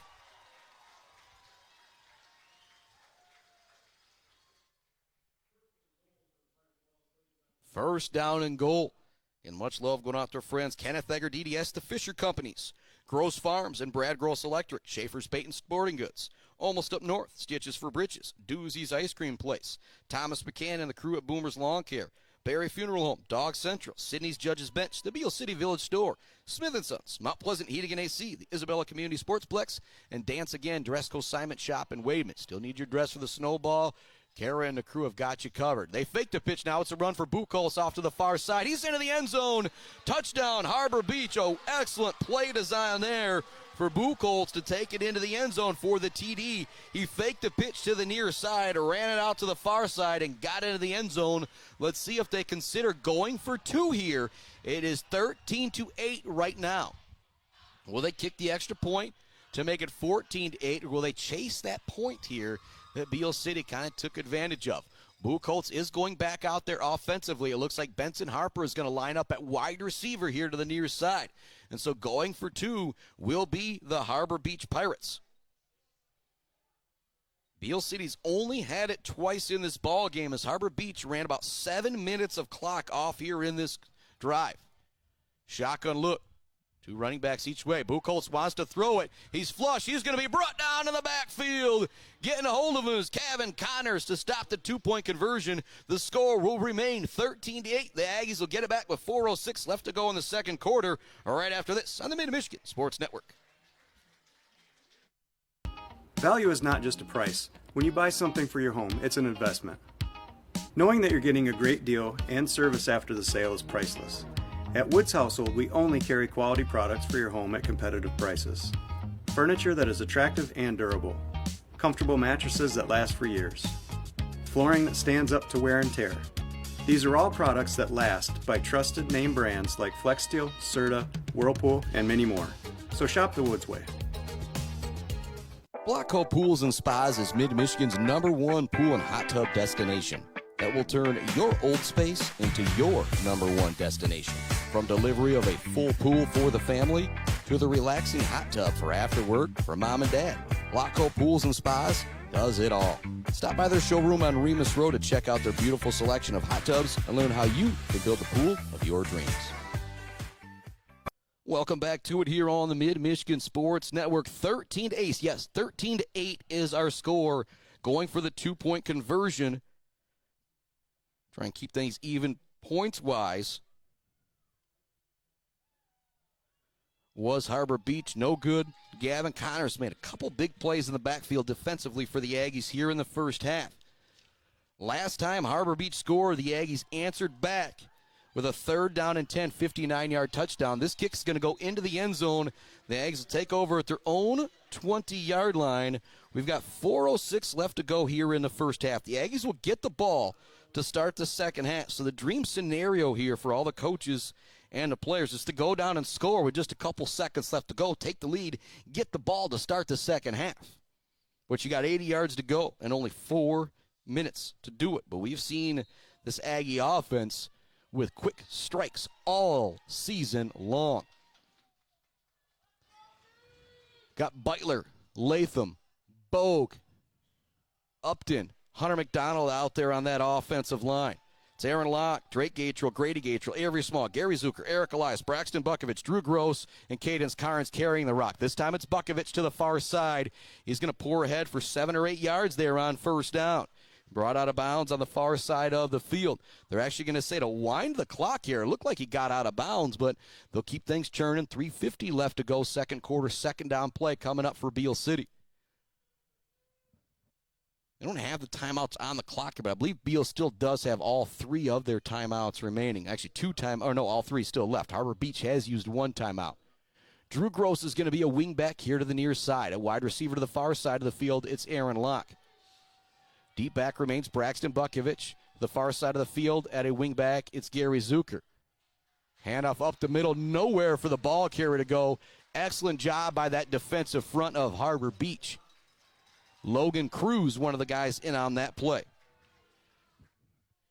Got Logan Cruz, the sophomore, and then Skylar Cruz, the senior. I imagine they're brothers, both out there making big plays. Here comes a huge third down. 3rd down and 2 from your own 28. If you're Beal, you're not going to go for this one on 4th down because you cannot give a short field to Harbor Beach with just a little bit of time left. Drew Gross is the wingback to the near side. Split out wide to the near side. It's Drake Gatrell at wide receiver. Single coverage that way. Man in motion is Gary Zucker. Counter play goes to Drew Gross. He's got nowhere to go. He's brought down in the backfield for a loss of 2 or 3. It's going to bring up 4th down now for the Aggies. They're going to have to punt this one away.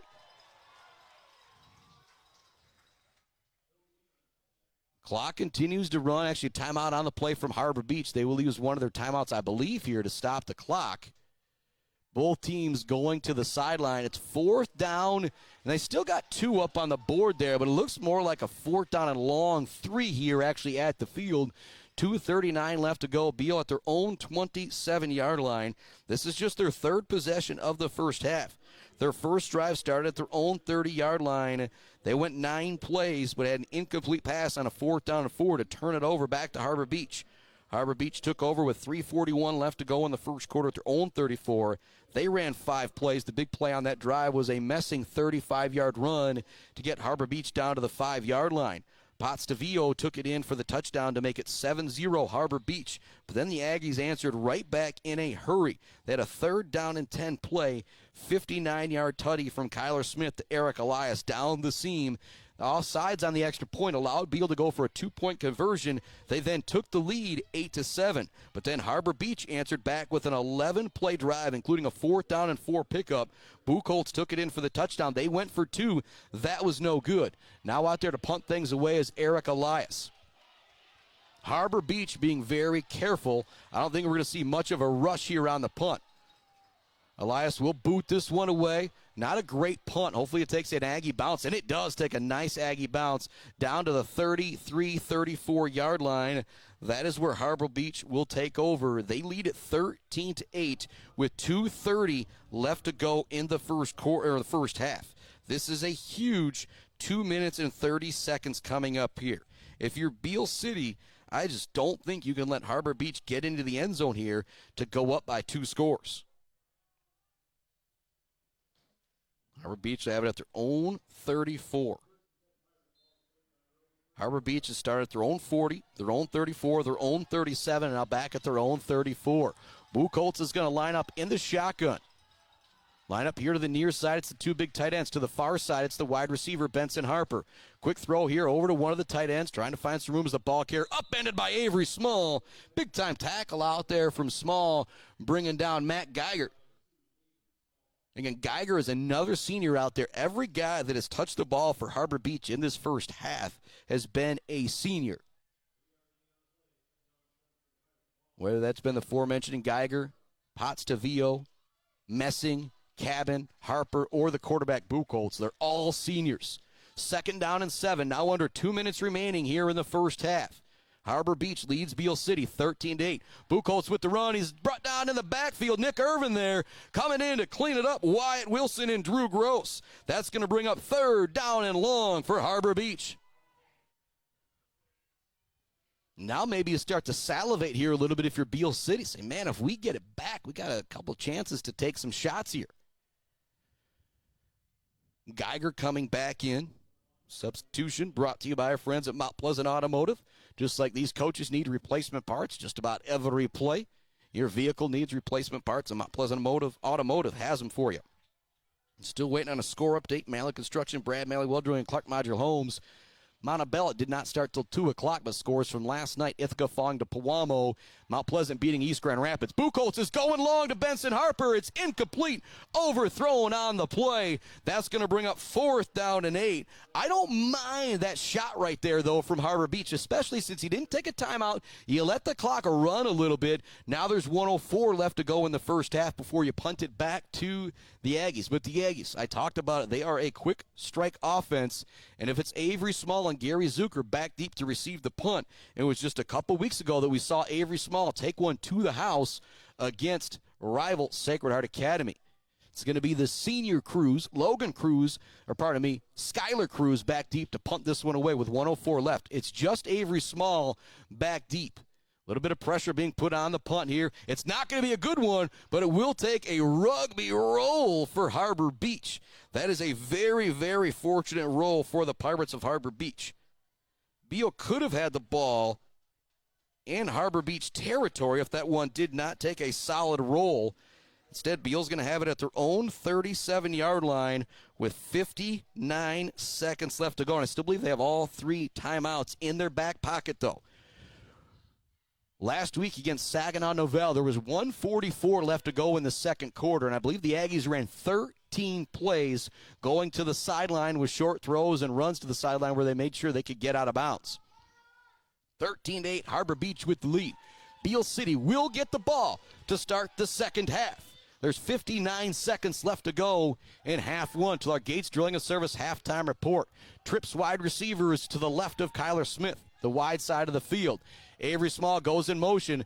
They fake it. They want to go downfield. Smith's under pressure, though. He's going to have to run this one. Gets away from one guy and goes out of bounds. He may have had a guy or two long, but with the pressure in the backfield, there's no way Kyler Smith was going to be able to set himself to throw it 20, 30 yards downfield. Give credit to that defense providing pressure from Harbor Beach up front. Kyler Smith did a great job getting away from that pressure and picking up something positive there. 50 seconds left to go. I'm going to say a 4-yard gain on Smith there. Avery Small coming out of the game. Drew Gross coming in for him.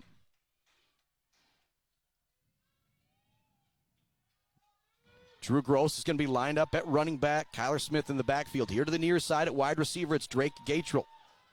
Far side, it's Aaron Locke. Gross smooches to kind of a fullback, up-back position.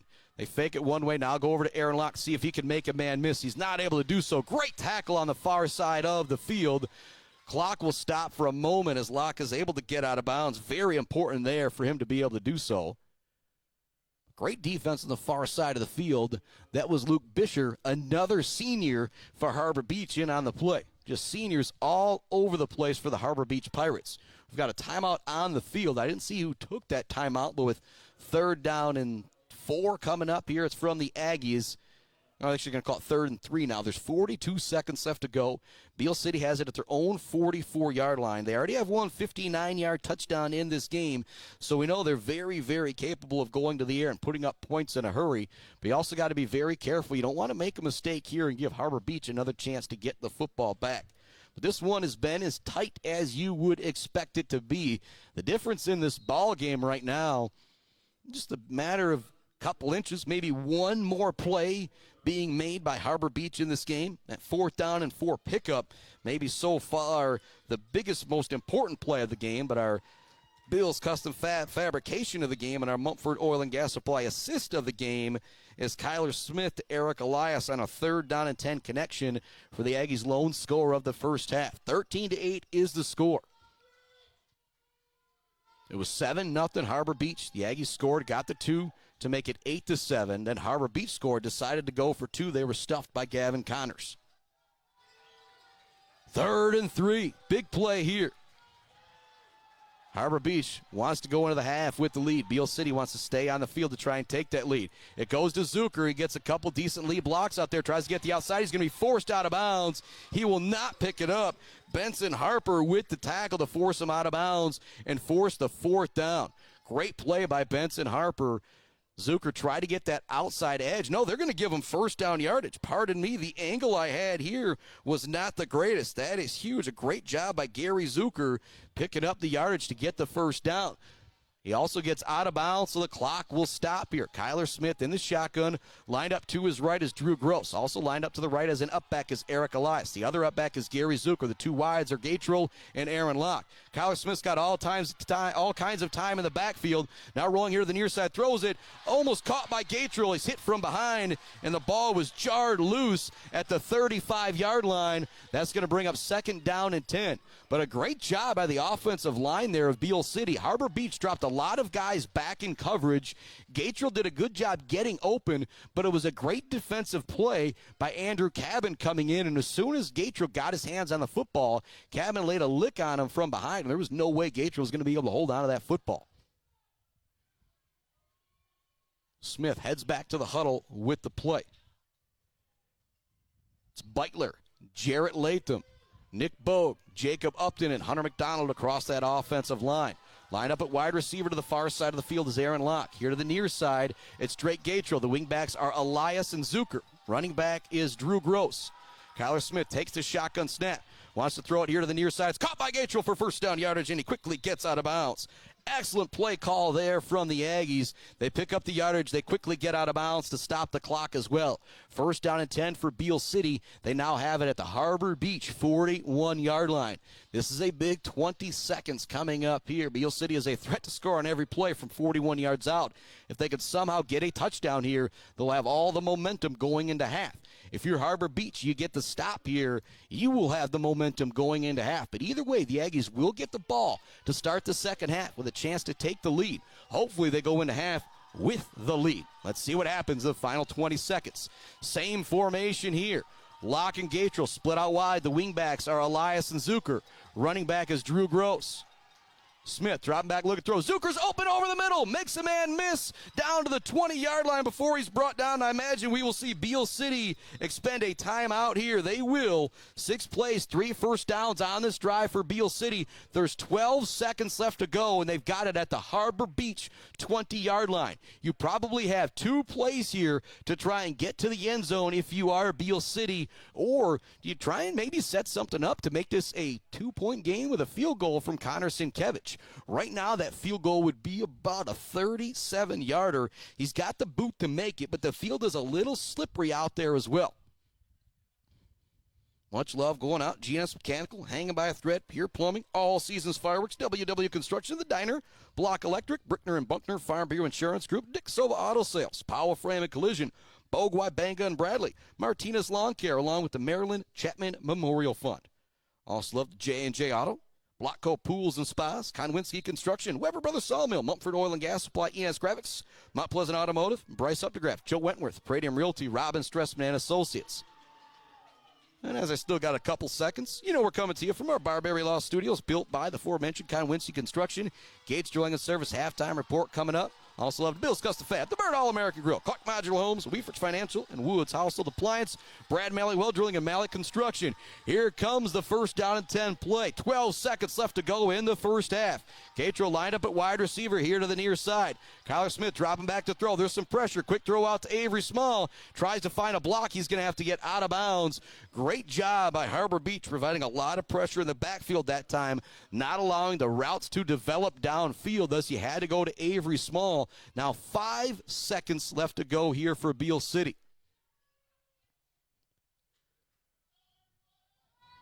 If you can get Gary Zucker in any type of one-on-one coverage, or maybe even Gary Zucker with 2 guys on him here, you want to give a chance for your senior wide receiver to go up and make a play. He'll be lined up at tight end or a wingback to the far side of the field. Here to the near side, it's trips with Elias, Drake Gatrell, and Avery Small. Timeout called by Harbor Beach. And a big shout out to Cam Lynch, who was not only checking out this game, but also celebrating after shooting a big 9-point this morning. Shout out to Ed Lynch, Kara Lynch, and a crew from Dance Again, Dresco Simon shop there. And big shot to Cam, former state champion, Beal City Aggie baseball player. 5 seconds left to go. Timeout on the field from Harbor Beach. Ball is at the 17-yard line for Beal City. I'm going to make the joke that, with the home clock here, you're not going to have a chance for 2 plays if you're Beal City. You want to call your absolute best play here. And with a guy like Garrison Zucker, he can really go up and get the football. And trips to the near side for Beal City with Zucker at tight end to the far side of the field. We'll see if they come out in that same formation. They do. Here to the near side at wide receiver, it's Avery Small, Eric Elias, and Drake Gatrill. Lined up wide to the far side is Aaron Locke.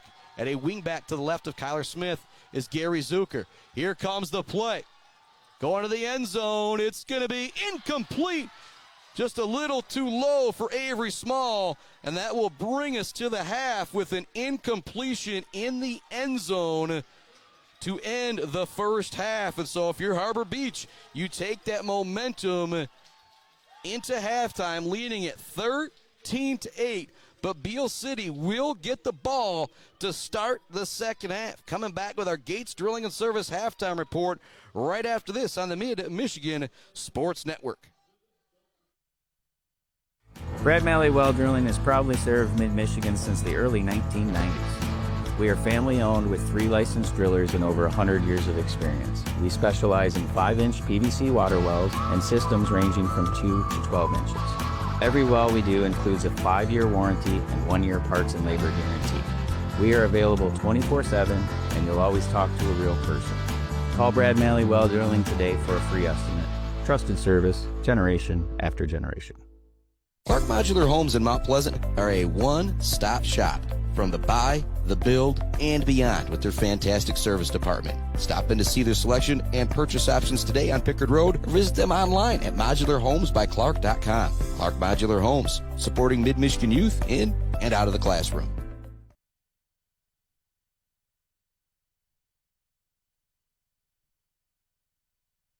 Welcome on into our Gates Drilling and Service halftime report. Steve Gross, Corey Clark, Chris Spockman with you, kind of chatting it up here at halftime, and just how close this game is. A game of inches is high school football.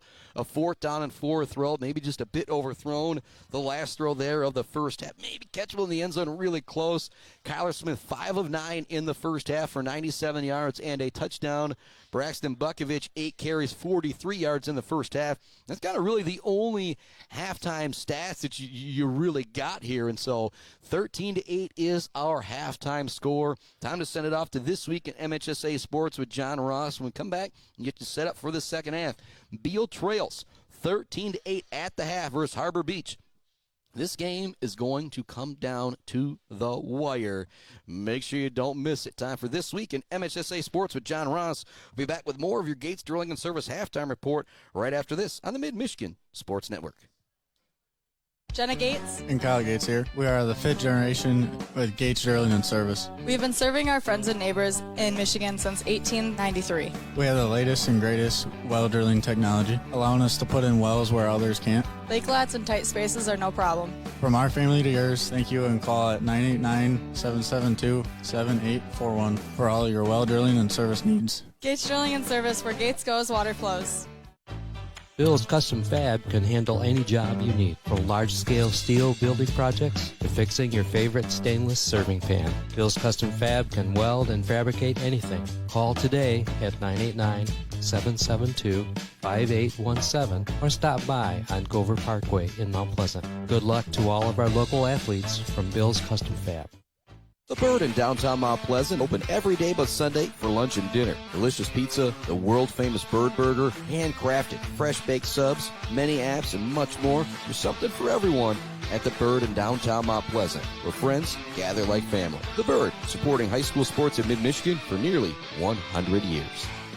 We have all seen this sticker, maybe in Mount Pleasant, Beal City, Ithaca, or Traverse City. There is a reason you see that sticker everywhere. That's because Dick Sova Auto Sales has been selling sharp used cars and trucks for 3 generations. Stop in to see the Sova family in downtown Shepherd for your next low-mileage, immaculate car, and see why they're known for over 40 years of fantastic customer service. Or you can view their inventory now at DickSovaAutoSales.com. Dick Sova Auto Sales, selling sharp used cars and trucks and supporting sharp student athletes. Powell Frame and Collision knows we all spend a lot of time looking out the windshield. So if yours gets cracked, dented, damaged, or destroyed, Powell Frame and Collision, along with their expert collision service, now offers expert auto glass replacement. Working with insurance, they can replace all makes and all models, including new advanced driver assistance system windshields. Mention you saw this ad and you can get $100 off of your windshield replacement. Powell Frame and Collision, downtown Shepherd. For over 4 decades, ENS Graphics has delivered confidence, trust, and peace of mind by providing their customers with expert service and using state-of-the-art technology. We all know in sports, what's on the inside counts the most. But when it comes to your business, school, organization, what's on the outside does matter. If your business needs anything printed, ENS Graphics can do it. If you want your club, team, organization to look good, ENS can help with that. They take your vision and make it their mission. ENS Graphics, a proud supporter of the Mid-Michigan community and their local athletes.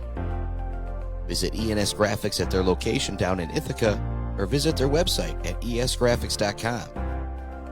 ENS Graphics, printing all things physical.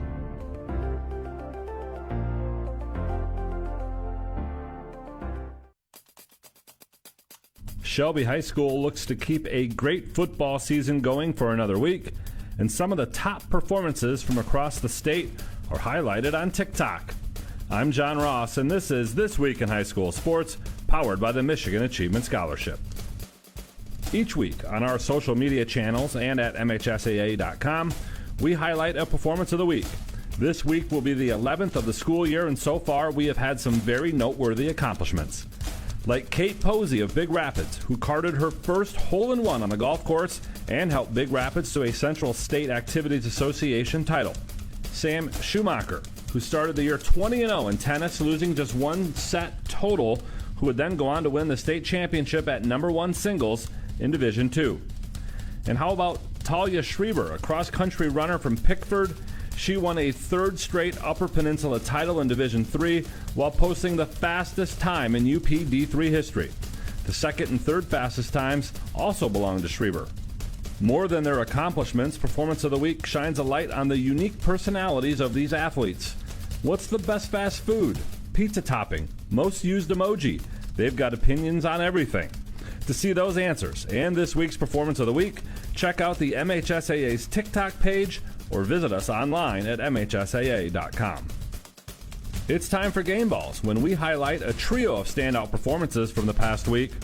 First, the Battle Creek Harper Creek girls swimming and diving team won the Southwestern and Central Conference Championships, their first league title in 42 years. Battle Creek St. Philip won a volleyball district title for a 26th consecutive season. Miley Grimm had 23 digs and 4 aces in district play for the Tigers. And East Kentwood quarterback Cade Kaufman threw for 5 touchdowns and added almost 100 yards rushing in a 49-41 district title win over Howell. Graduating seniors could qualify for a tuition-free skills certificate or associate degree through the new Community College Guarantee, no matter their GPA or your household income. Or if your child plans to attend a 4-year university or career school, the Michigan Achievement Scholarship Program has them covered. They could get up to $27,500 toward a bachelor's degree or up to $4,000 for career training. Complete the FAFSA to get started at mi.gov/achievement.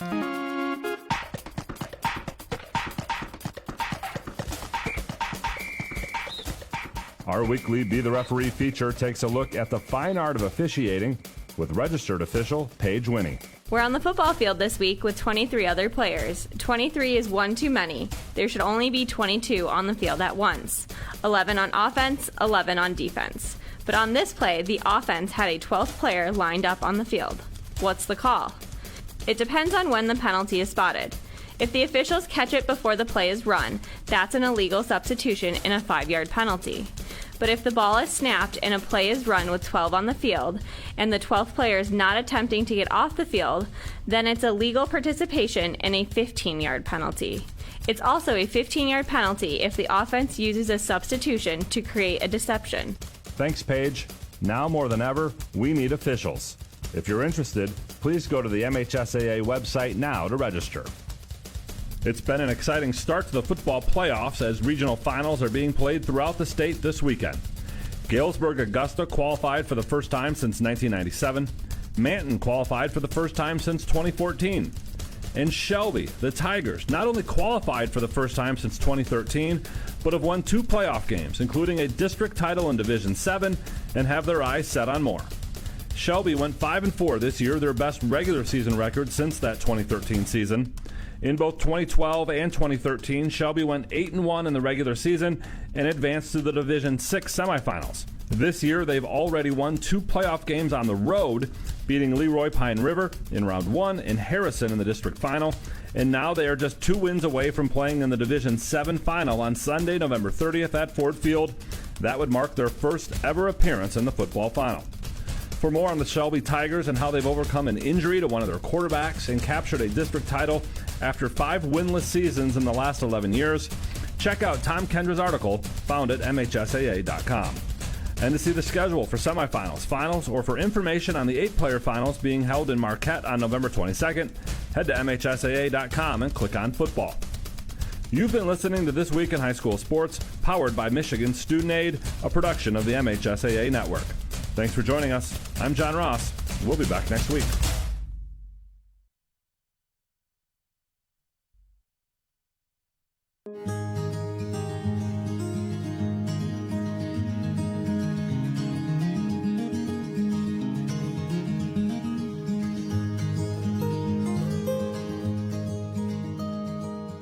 Hey guys, it's Tanya from Clark Modular Homes. I'm here to talk to you today about who we are and what we do. Clark's opened in 1983 and has been centrally located right here in Mount Pleasant, Michigan. We have one of the largest display centers with around 12 to 15 homes on display all year round. We have a fully experienced staff. We also have an in-house project manager who can pull our permits and coordinate our job from start to finish. We are proud to have an A+ rating with the Better Business Bureau. We are our own contractor, making it a one-stop shop for you for your home building needs. As the owner would say, we can do it all.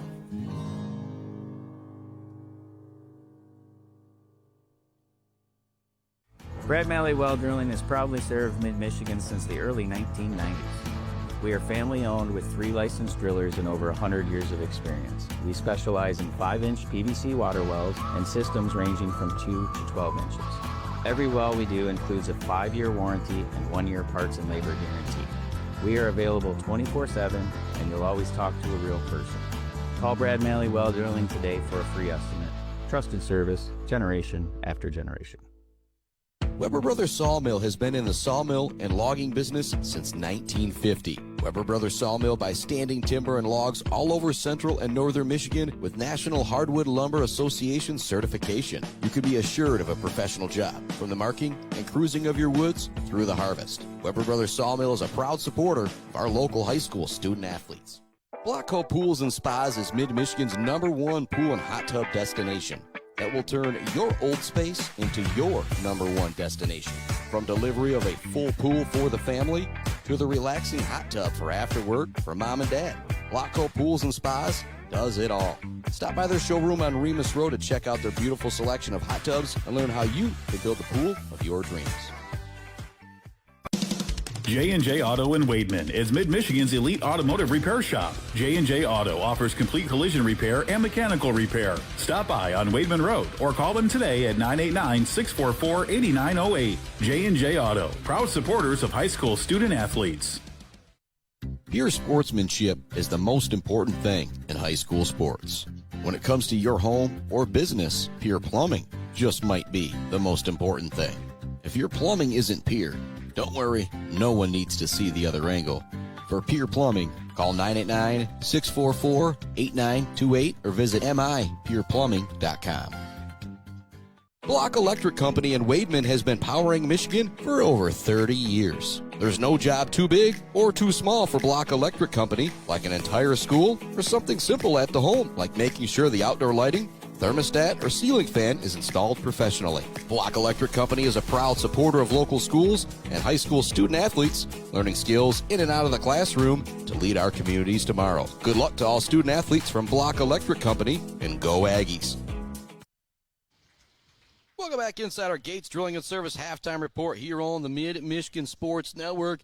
If you tune in to our Woods Household Appliance pregame show, you've heard my cool little pump-up sound, or however the problem would have been. I played the one that's still pretty good, but actually did not have the music on it, and so plan is here to cue up the one with the music for everybody to check out and try to make sure I get the right video here, make sure we got the right one with the sound on it and everything. And it is said it is queued up. Again, right now there's 1:25 on the clock. They'll put 3 more minutes back on it. So if you're not ready for the second half, I promise this will get you ready for the second half here on the Mid-Michigan Sports Network. The Beal City Aggies trail Harbor Beach 13-8. Back with more right after this. Tradition, a long-established belief that has been passed on from one generation to another. Who got you started playing football? My dad. Your dad? Yep. He instilled it in a young age that, football is where you grow friends, family, and a lot of life skills that can take you far. Generation after generation of all-state Aggie football players have helped build the greatest football tradition in MHSAA history. No school has made the playoffs more than the Aggies of Beal City, as this is the 41st trip to the MHSAA playoffs for the Beal City Aggie football program. This Aggie squad is carrying on a tradition and legacy forged by their brothers, cousins, uncles, dads, and grandpas to become one of the best teams in the storied history of Aggie football. The defending state champion Beal City Aggies are 11-0. They have allowed 1 first-half touchdown. Fake the handoff, Gross in the backfield immediately to bring down the ball carrier.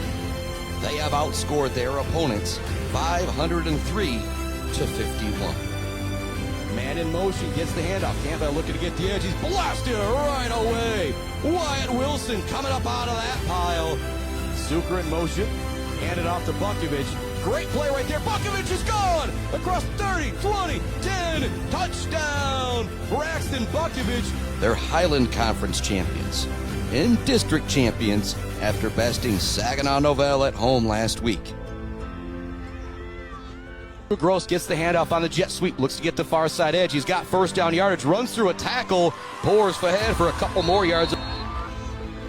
They're going to throw it out to Zucker. He goes up, he makes the catch, absolutely mossing the defender.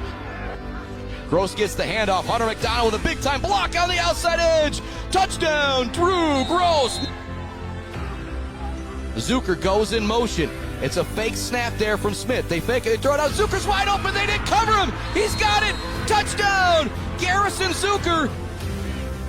Fake the handoff. Quarterback's going to run it. Oh, boy, big J&J Auto collision report out there. Woo! Want to go to the air. Pump fake. Gross is in the backfield. The throw is going to be intercepted by Aaron Locke. He's going to go to the end zone. Gets a lead block from Jacob Upton. He turns it in. Touchdown, Aaron Locke on the pick six. But now comes the showdown 11 weeks in the making. The king of Mid-Michigan D8 football, the 11-0 Beal City Aggies, versus the king of the thumb D8 football, the 11-0 Harbor Beach Pirates. There's only 8 teams left in D8 and only 4 teams in Division 8 earned the right to play next week. But it's going to take 4 quarters to be one of those final 4 teams to get a chance to go back and make those dreams come true and walk back onto Ford Field for a second straight year. Join us Saturday for Beal City Aggie Championship football on the Mid-Michigan Sports Network. Yeah, that doesn't have you ready to go for the second half. I don't think there is a whole lot that will. The Aggies huddled together right now, ready to go. 13-8 is our halftime score. Harbor Beach holds the lead, but the Beal City Aggies will get the football to start the second half. We'll be right back with a second half kickoff right after this on the Mid-Michigan Sports Network. Thanks so much for tuning in to our Gates Drilling and Service halftime report.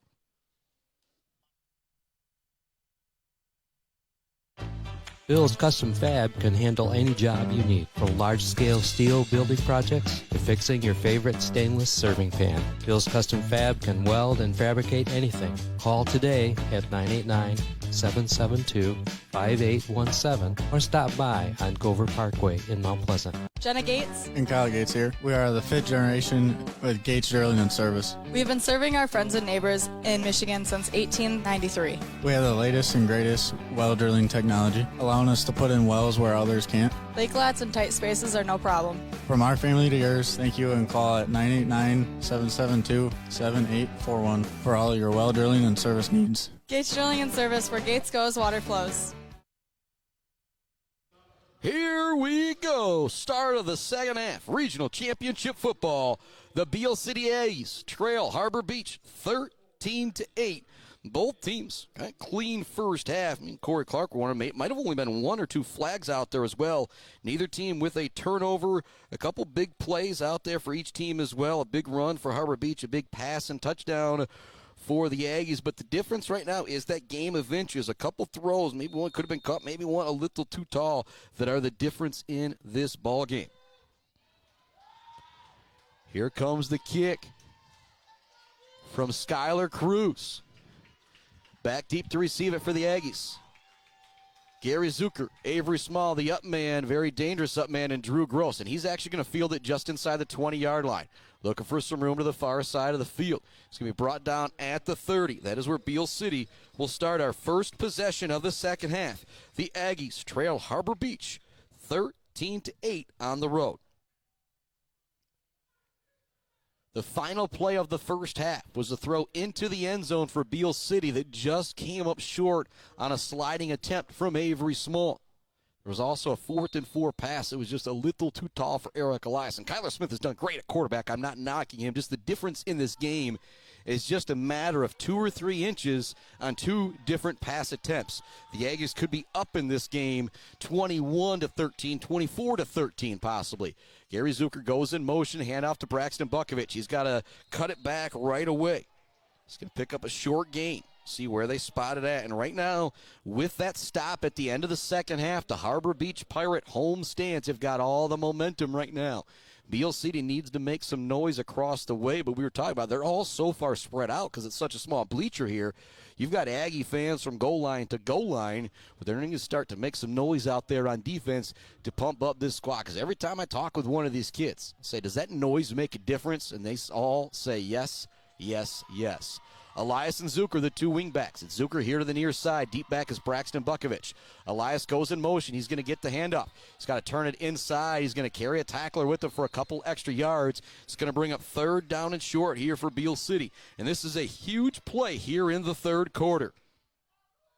We're going to call it 3rd down and 2.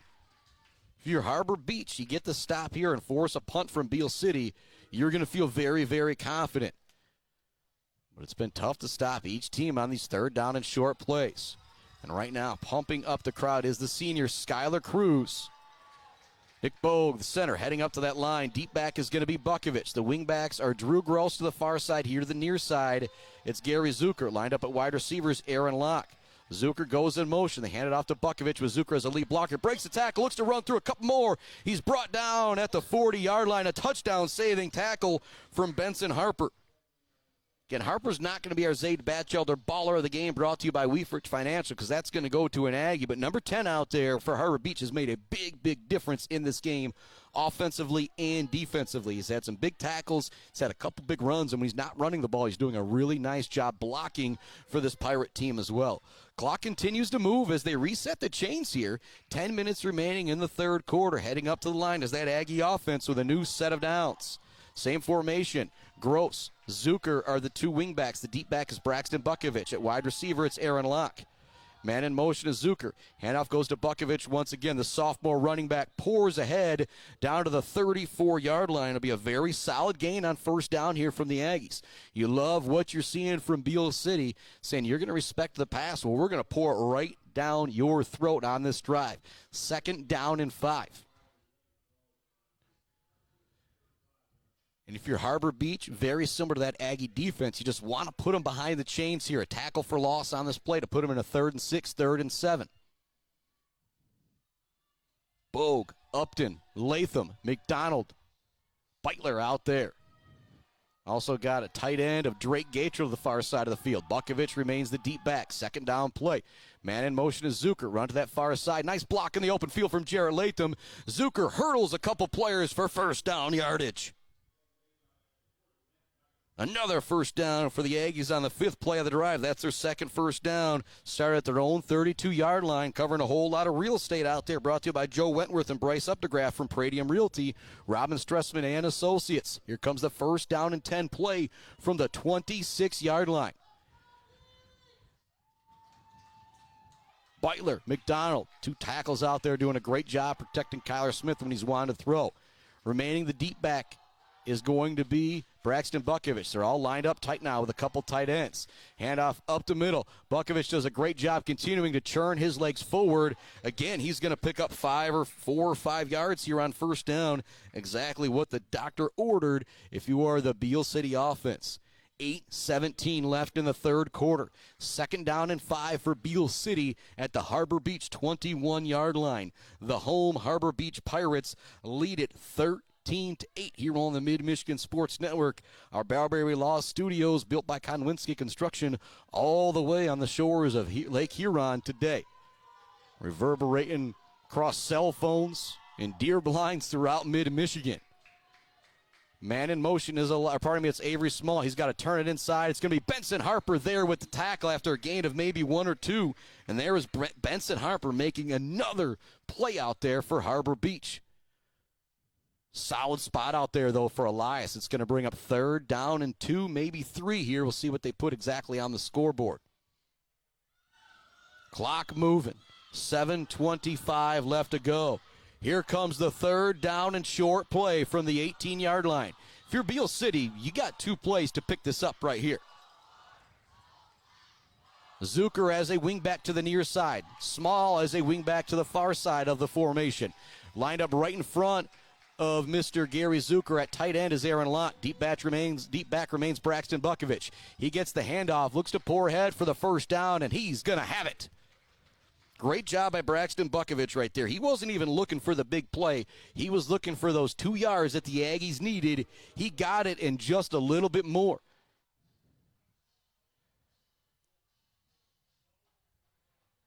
Avery Small, Jarrett Latham coming out. Those replacement substitutions for Coach Gross, brought to you by our friends at Mount Pleasant Automotive.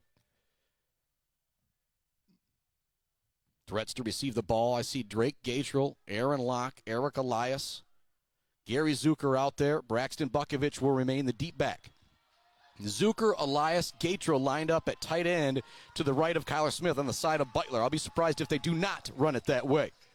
They will pitch it that way for Bukovich. Looking for the lead block out there is Drew Gross. He's able to get a piece of a guy, but coming in to make the play defensively is going to be Andrew Cabin. A big-time play on defense there.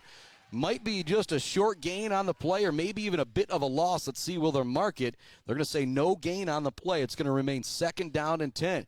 And so if you're Harbor Beach, this is what you needed to do. It's been a 4 or 5 yard gain every first down for Beal City on this drive.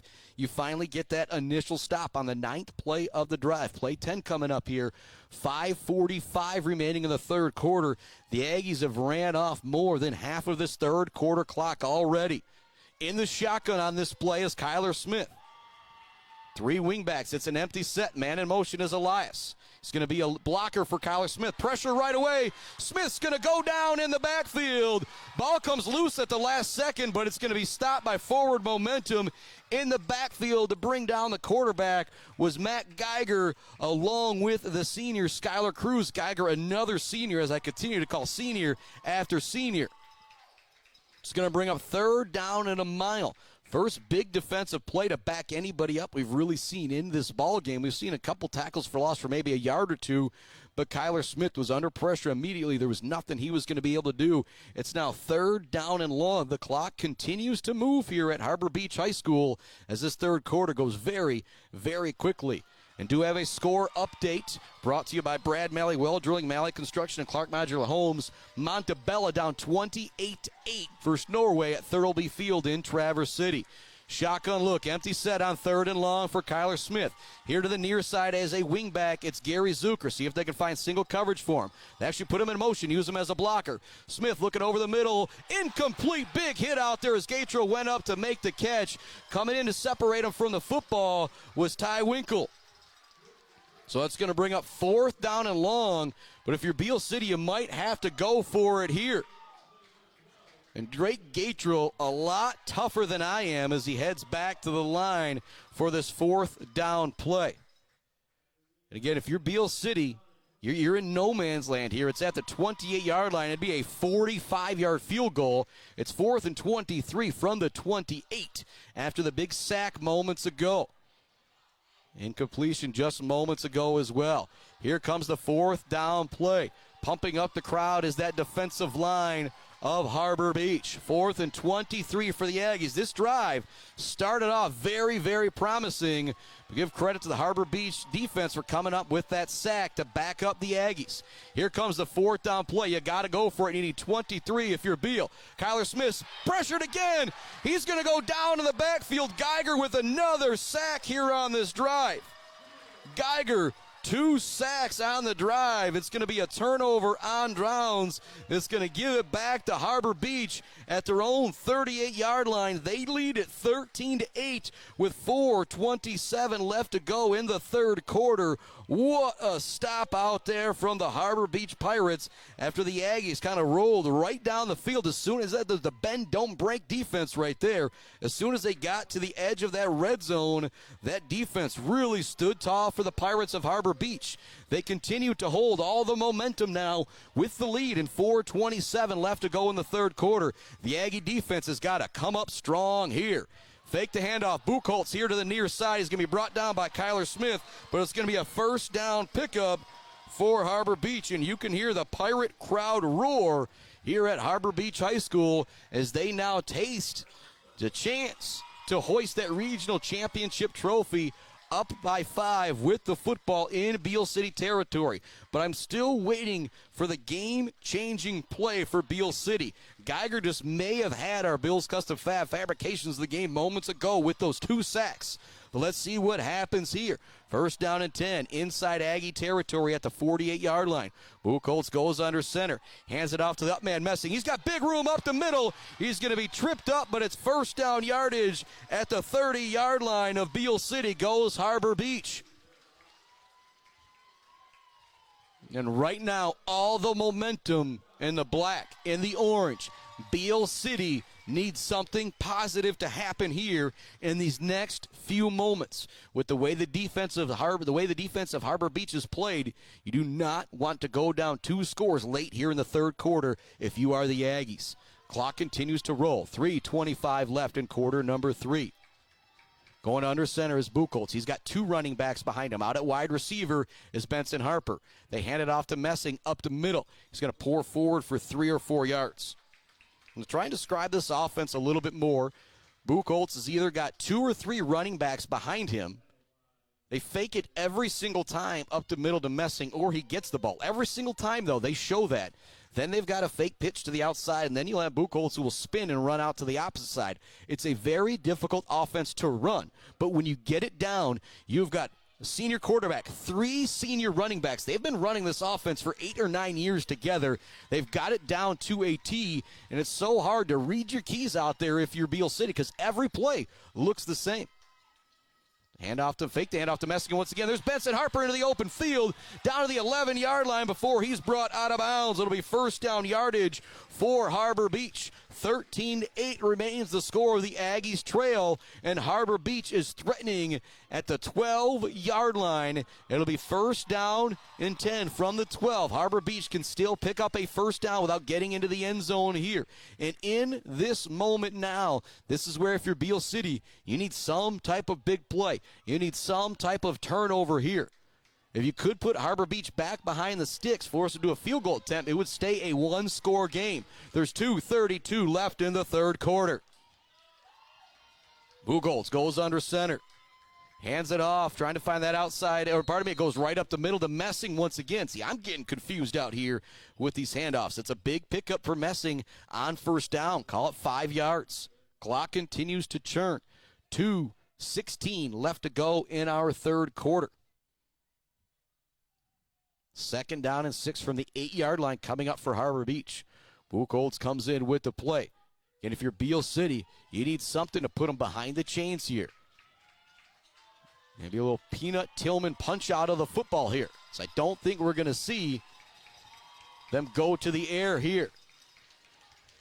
As I say that, Benson Harper is split out wide on the far side. Handoff up the middle to Messing. Looks to charge forward. Gets very close to the end zone. Very close to first down yardage. We'll see if they give him the first down. No, they're going to say it's third down. Call it 3rd and 1. So if you're Beal City, you have a chance here.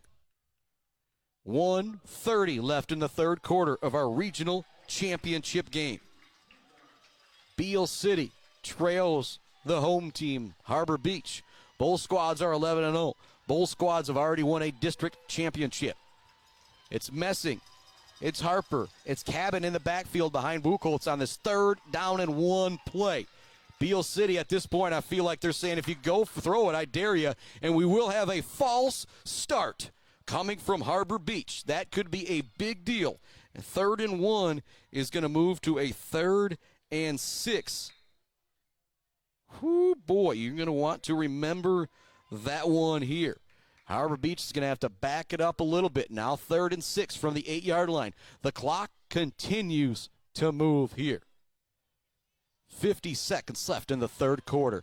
5-point game in the regional championship. Benson Harper lined up at wide receiver to the far side of the field. 2 running backs back behind Buchholz. They hand it off to Messi. Actually, it's a fake. Trying to get the outside is Buchholz. He's going to get there. Touchdown, Harbor Beach on the 7th play of the drive. That was big right there.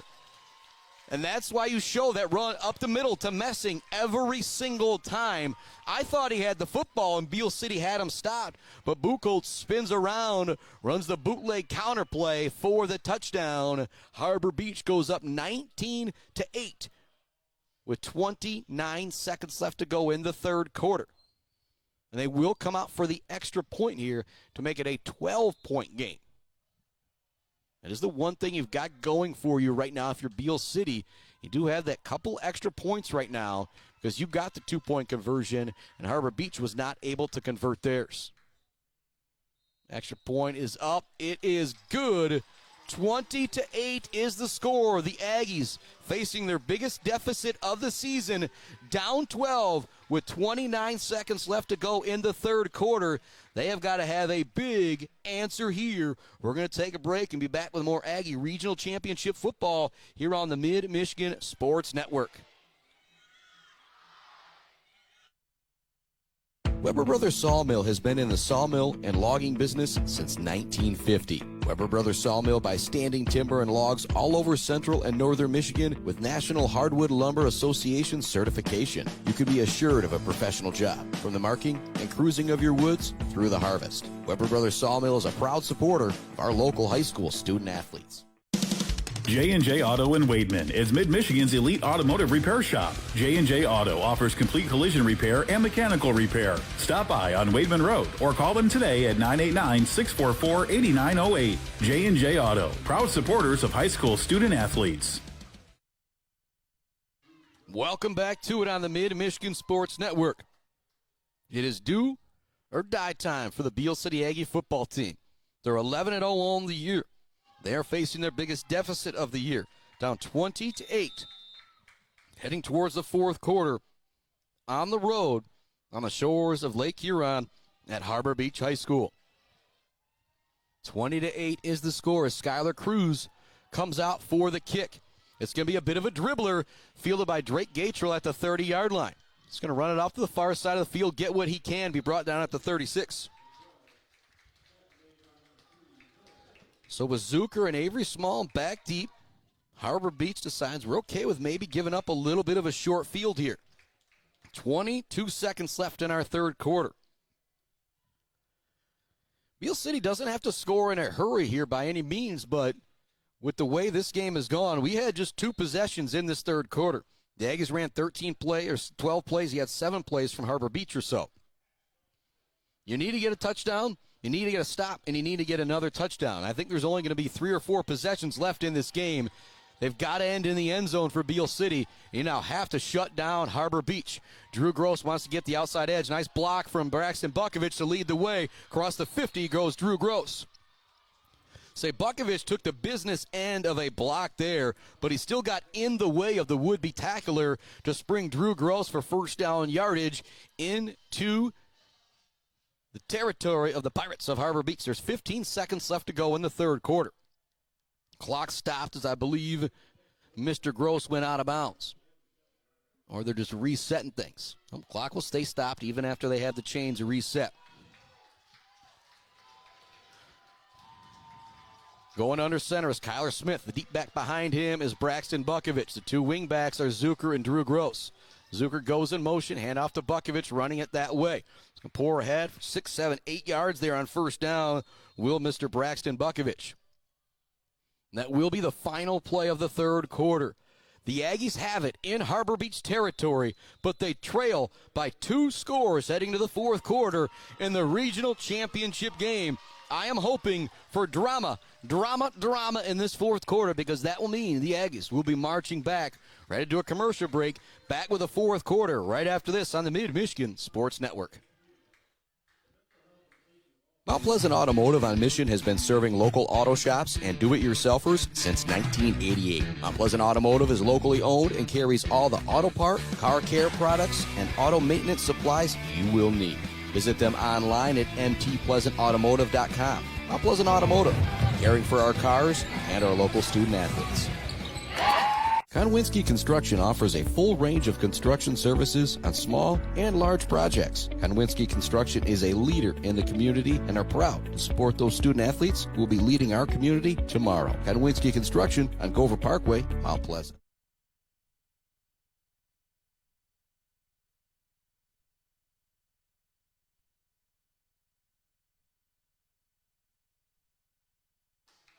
Welcome back inside our Barbary Law Studios, built by Konwinski Construction. On the shores of Lake Huron this afternoon, the Aggies facing the most uphill battle they've had all year. They trail 20-8 to start the fourth quarter. They've got the ball just inside Harbor Beach territory at the 46, facing a 2nd down and 3. It's going to be a run for Braxton Bukovich here to the near side. He's got to cut it back in. Benson Harper is there once again to make a great play for Harbor Beach. Talk about that Weber Brothers Sawmill Timber of the game. If I was looking to award those accolades to the other team, Benson Harper would definitely be in the running. A fantastic play there from the senior on defense for Harbor Beach. It's now 3rd down and 3 for the Aggies at the Harbor Beach 46-yard line. And right now, if you're the Pirates, you're one big defensive play away. Or pardon me, no, it's 3rd down coming up and 3. At the 44-yard line of Harbor Beach. Want to give Corey Clark some guff for me being a yard off, but then again, you look at the scoreboard and it says 44 on there. 3rd down and 1. Harbor Beach getting loud. The Aggies have to pick this up here. 11 minutes remaining. They trail by 12. Drew Gross goes in motion. The handoff is to Bukovich. He's got first down yardage. Looks to keep his feet moving. Gets inside the 40-yard line. He will pick it up. But right now, Harbor Beach kind of laying down on the ground for a few extra seconds every single play, because every second is going to matter in this fourth quarter if Beal City wants to come back against Harbor Beach. First down and 10 for the Aggies. Got it at the 39 of Harbor Beach. Again, they don't have to score here in a hurry, but you need to score. The biggest part is going to be getting that stop against the Harbor Beach offense that's going to come out and look to go 3 yards in a cloud of dust against you. Bukovich remains the deep back. Kyler Smith goes under center. Sends a man in motion. It's Drew Gross. Gross will get the handoff, trying to find the outside edge. He's got to cut it back immediately. He's going to be met by several Pirates in the backfield. Turning that one back in was Peyton Rogenbuck. Again, another senior out there. Every name I have called in this game has been a senior for Harbor Beach. Now 2nd down and 11. 10 minutes left in the ball game. The Aggies trail 20-8 here in quarter number 4.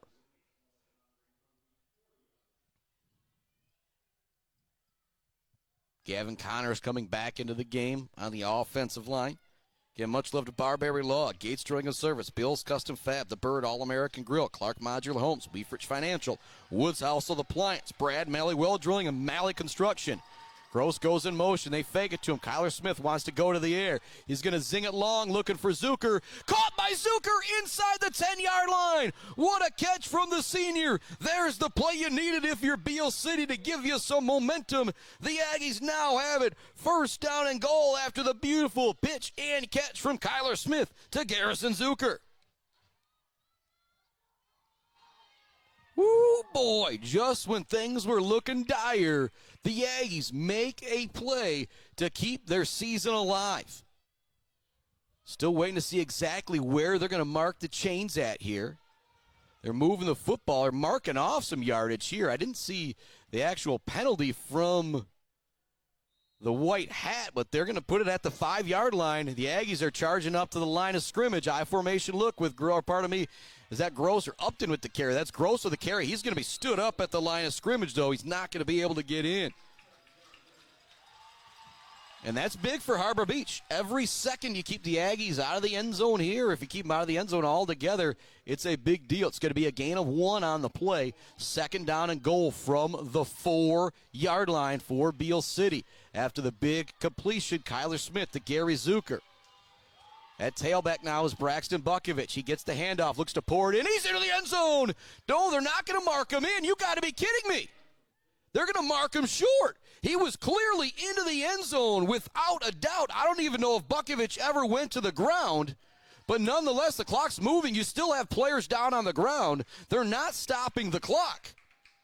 Very, very strange right here. He was in the end zone clearly.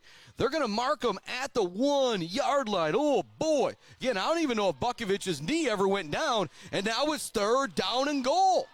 Bukovich remains the deep back. Elias behind him. They give him the handoff. He's into the end zone this time. No denying it. Touchdown, Beal City and Braxton Bukovich. And this game is now a long ways from over after the Aggies pour it into the end zone. It's going to make it 20-14. If the Aggies kick an extra point, they will only be down by 5. That is a big factor. But again, the big thing that's got to happen is you have to stop this Harbor Beach offense. The one drive they've had this half, they went 7 plays. Buchholz took it in for the touchdown. 20-14 is the score. Kyler Smith out there for the hold. Connor Sienkiewicz out there for the extra point. Bit of a high snap. Smith gets it down. Sienkiewicz with the kick. It is 21-15. This game, or 20-15, pardon me. This game a long way from over. Momentum, she might now be wearing all white pants and all white jerseys with the white helmet. Yeah, that's what Beal City's wearing out here. Harbor Beach in the all black with the white helmets. We've got 8:11 left to go in our regional championship Division 8 game. Beal City trails Harbor Beach 20-15 with the Pirates set to get the ball back. Just 3 possessions so far in this second half. The Aggies got it to start the second half. They went 12 plays.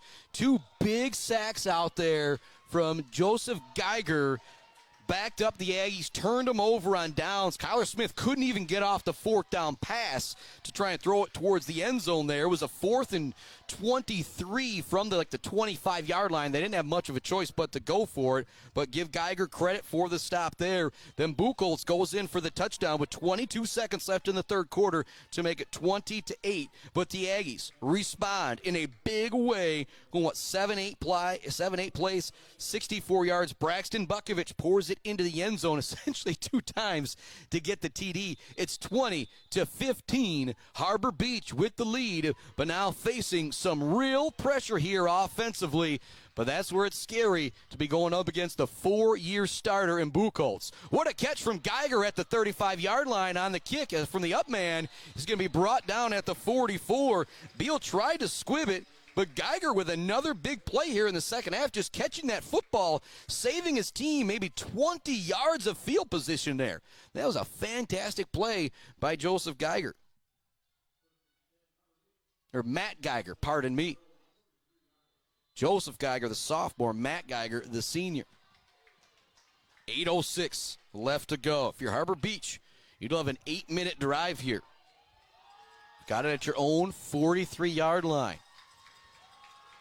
One wide receiver split here to the near side. It's Benson Harper.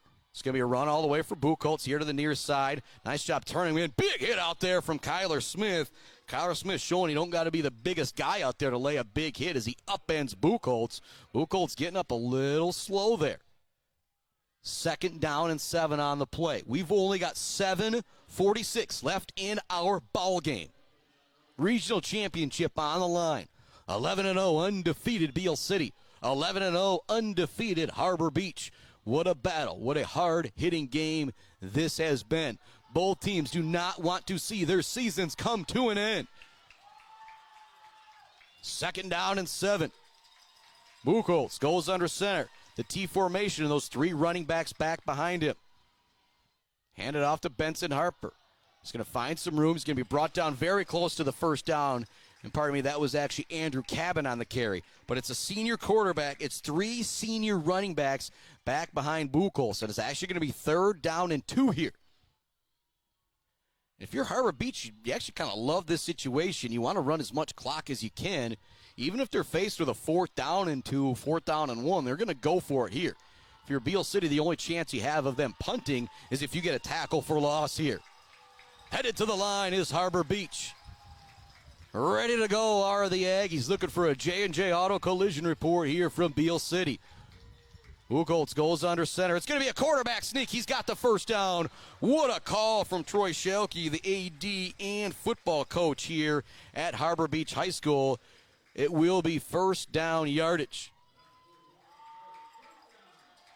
Again, I don't think we've seen a single flag on the offensive line of Harbor Beach, and that's what happens when you run right at guys as opposed to drop back in the shotgun, allowing those guys to go around you. Harbor Beach has gone straight downhill this entire game, and it's been effective. 20-15 is the score. We are now halfway through quarter number 4. 6:05 left to go in our ball game. The Aggies hanging on by a thread here. Shout out to Dina at hanging by a thread. Handoff goes to Messing. He's got big room up the middle. It picks up the 1st down. There's that run up the middle. Again, you have to respect it on every play. They don't show it to you for 10, 12 plays. Then they hand it off to the big running back, Rogan Messing, and he's able to make it happen for 1st down yardage. Clock continues to churn. 5:42 left to go in quarter number 4. Harbor Beach has it just outside the Beal City 30-yard line. If they score here, it would pretty much end the football game. And Beal City has to come up with a stop. Buchholz waiting to see the countdown from the far official. Hand it off up the middle. Nowhere to go. Great job standing up there defensively. Gavin Connors in on that tackle along with big Hunter McDonald. Hunter McDonald showing the great sportsmanship out there as he's helping up the ball carrier as well. 2nd down and 10. That might be the play you need to get things started defensively for the Aggies. Buchholz back in with the play. 20-15. Harbor Beach leads it, trying to salt this game away against our Beal City Aggies. The Harbor Beach crowd making some noise here on the 2nd down and long play. The Aggie faithful making some noise across the way as well. Coach Schelke halfway out onto the field giving some last-second instructions to Buchholz. Handoff is going to go to Benson Harper. He's into the open field, breaks the tackle. He's going to go to the house. Touchdown, Benson Harper. Actually, it's Caden Buchholz. Pardon me with the carry there. I got absolutely faked out on the 5th play of the drive. Buchholz takes it in for a 2nd touchdown of the 2nd half, and it's now 26-15. Harbor Beach with the lead over Beal City with just 4:24 left to go in the game. It's still not over, but oh boy, you needed a stop there if you're Beal City. What a response from Harbor Beach. And a great play there. I got completely faked out. I thought it was Benson with the football, but it was Buchholz. I got so faked out, it almost makes me wonder if another guy took the snap on that play or something. But great play design. That's the trouble with that T formation and why teams that run it and run it successfully make it a long way in the MHSA playoffs. Throw out to Benson. It's going to be knocked away by Garrison Zucker. Great defense out there. 26-15 is the score. So if you're Beal City, you're not out of it, but you're going to have to score in a hurry. But then again, I'll say, I think the Aggies can score in a hurry. I just don't know if they're going to be able to come up with the defensive stop against Harbor Beach. Harbor Beach took over at their own 43 with 8:06 left to go in the ball game there. After punching it in, they're now up 26-15 with 4:24 left in the ball game. Bird All-American Grill post-game show coming up after this one.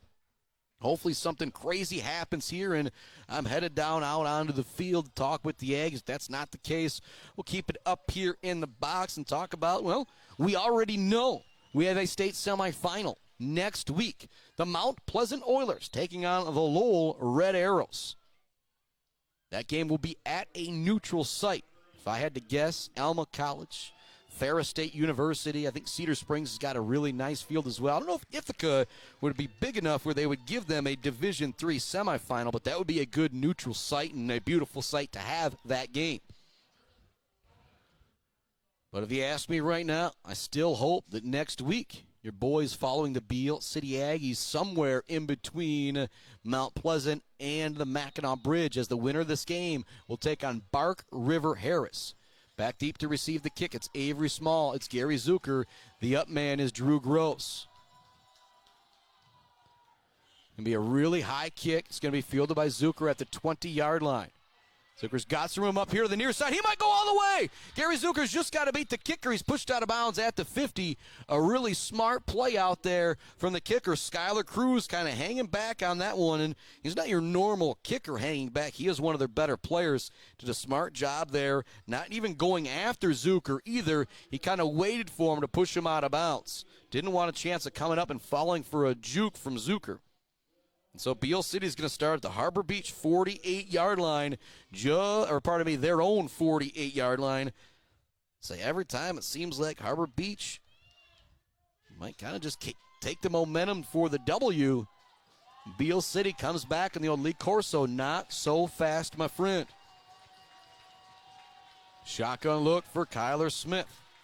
They're going to switch Braxton Bukovich from the near side to the far side as a wingback. Man in motion is Gary Zucker. Quick throw over to the far side. Goes to Bracken Bukovich. He turns it upfield. He's going to go out of bounds after a short gain. If you're Harbor Beach, you're okay with giving up those plays. You just want to keep Bukovich in bounds there. 4:10 left to go in the ball game. The Aggies trail by 11, looking for a quick strike here with the football. I'll say it again. The problem is going to be if you get the stop, is stopping Buchholz in that Harbor Beach offense. If Harbor Beach gets it back, they're not even going to be thinking touchdown. They're going to be thinking a couple first downs, win a regional championship. Shotgun look once again for Kyler Smith on second down. Gary Zucker goes in motion. Smith wants to throw. Here to the near side. It's caught by Catrell. He's going to turn it upfield. He's got first down yardage. Stepped out of bounds as he went to turn it upfield, but it'll be a first down pickup. The clock will stop once again. And with this Aggie offense, I feel this game's a long way from over, but it is the Harbor Beach offense that I am worried about this team trying to stop. They have been great out there. Buchholz leading the way at quarterback. And the other thing with the senior Buchholz, he's not playing defense as well, so he is out there resting. 4:03 left in our ball game. The Aggies have it first down and 10 at the Harbor Beach 40-yard line. Two wide receivers split out wide to the far side of the field. Zucker in the slot, Aaron Locke lined up wide. Braxton Bukovich goes in motion. Smith wants to go long. He's got some time. He goes over the middle looking for Locke. He dives, can't bring it in at the 5-yard line. Just a little too tall on the pass out there for Aaron Locke. It's going to bring up second down and 10 with 3:56 left to go in our ball game.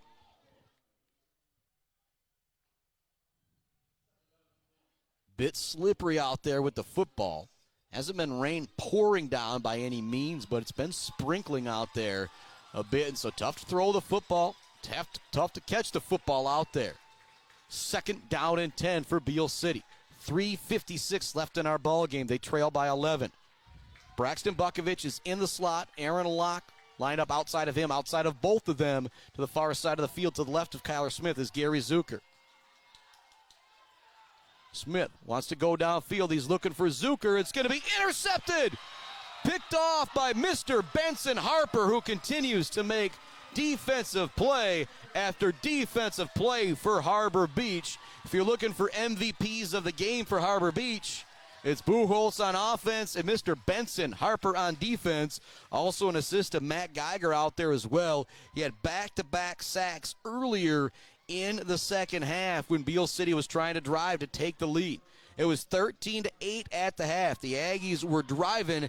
They got it down in Harbor Beach territory. They had a 4th down and 25 from the 20, or 4th down and 23 from like the 25-yard line.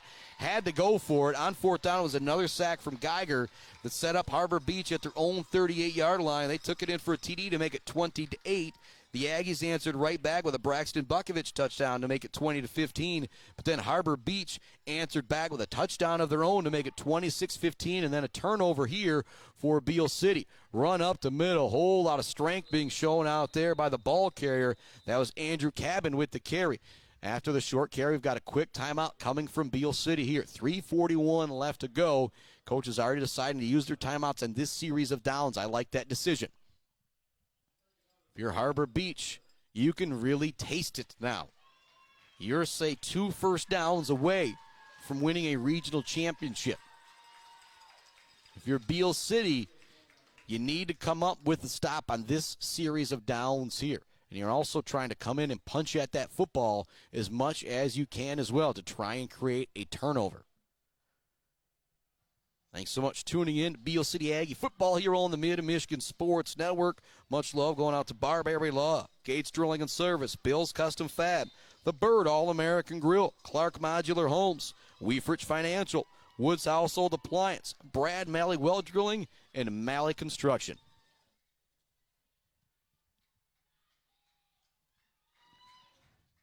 Heading out there is that Aggie defense.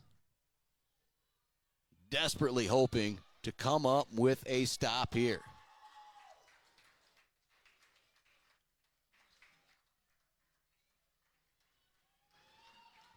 Second down and 7 play. 3:41 left to go. You know Harbor Beach is going to keep it on the ground. You got to keep everything in front of you if you are Beal City.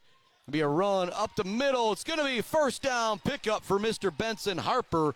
It'll stop the clock for a moment, and if you're Beal, do you use a timeout here in this situation? I feel like you kind of still have to, but they're not going to. And again, what do you do? The clock stops for a moment to reset the chains. You've got 2 timeouts left in your pocket. Hopefully you get a turnover here. 26-15. Again, if you're the Harbor Beach Pirates, you can start to taste it a little bit. And my dream of possibly having 2 teams down at Ford Field is not looking so good at this point.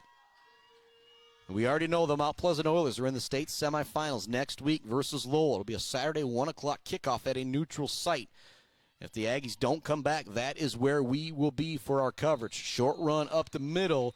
Going to be another timeout expended here by Beal City with 2:54 left to go in the game on second down coming up.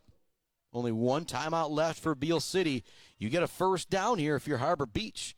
That's going to wrap it up. And maybe you still technically need to get another down, but being up by 2 scores if you're Beal City, you're going to have to get the ball back with at minimum a minute 30 left to get a touchdown, possibly that onside kick, and another score. We've got 2:54 left to go in the ball game right now.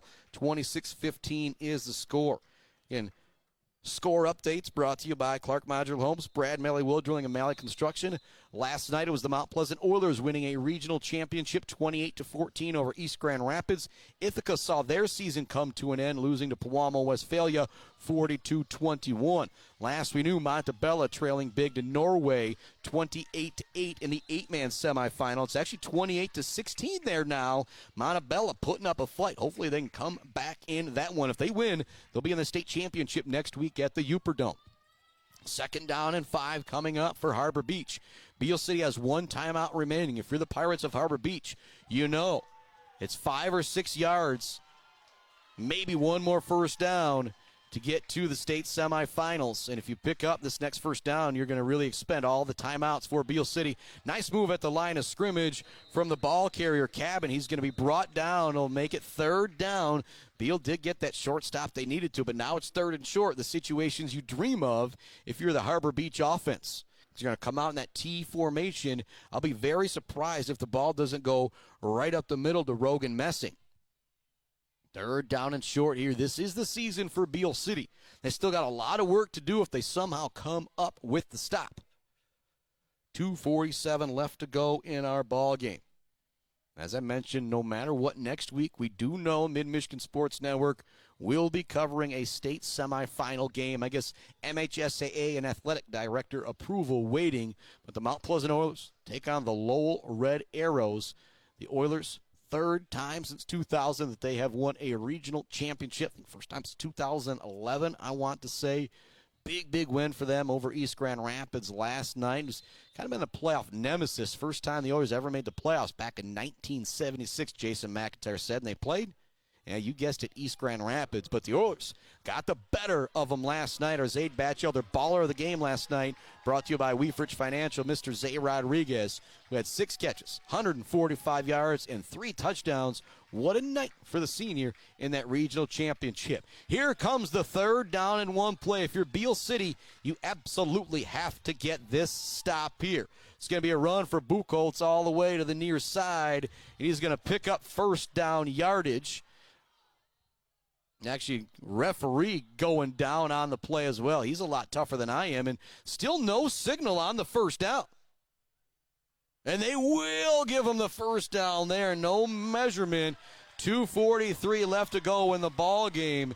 Again, the knees won't necessarily take you all the way there, but now with the amount of clock that Harbor Beach can run off, there's no way that Beal City is going to be able to come back down and get a score.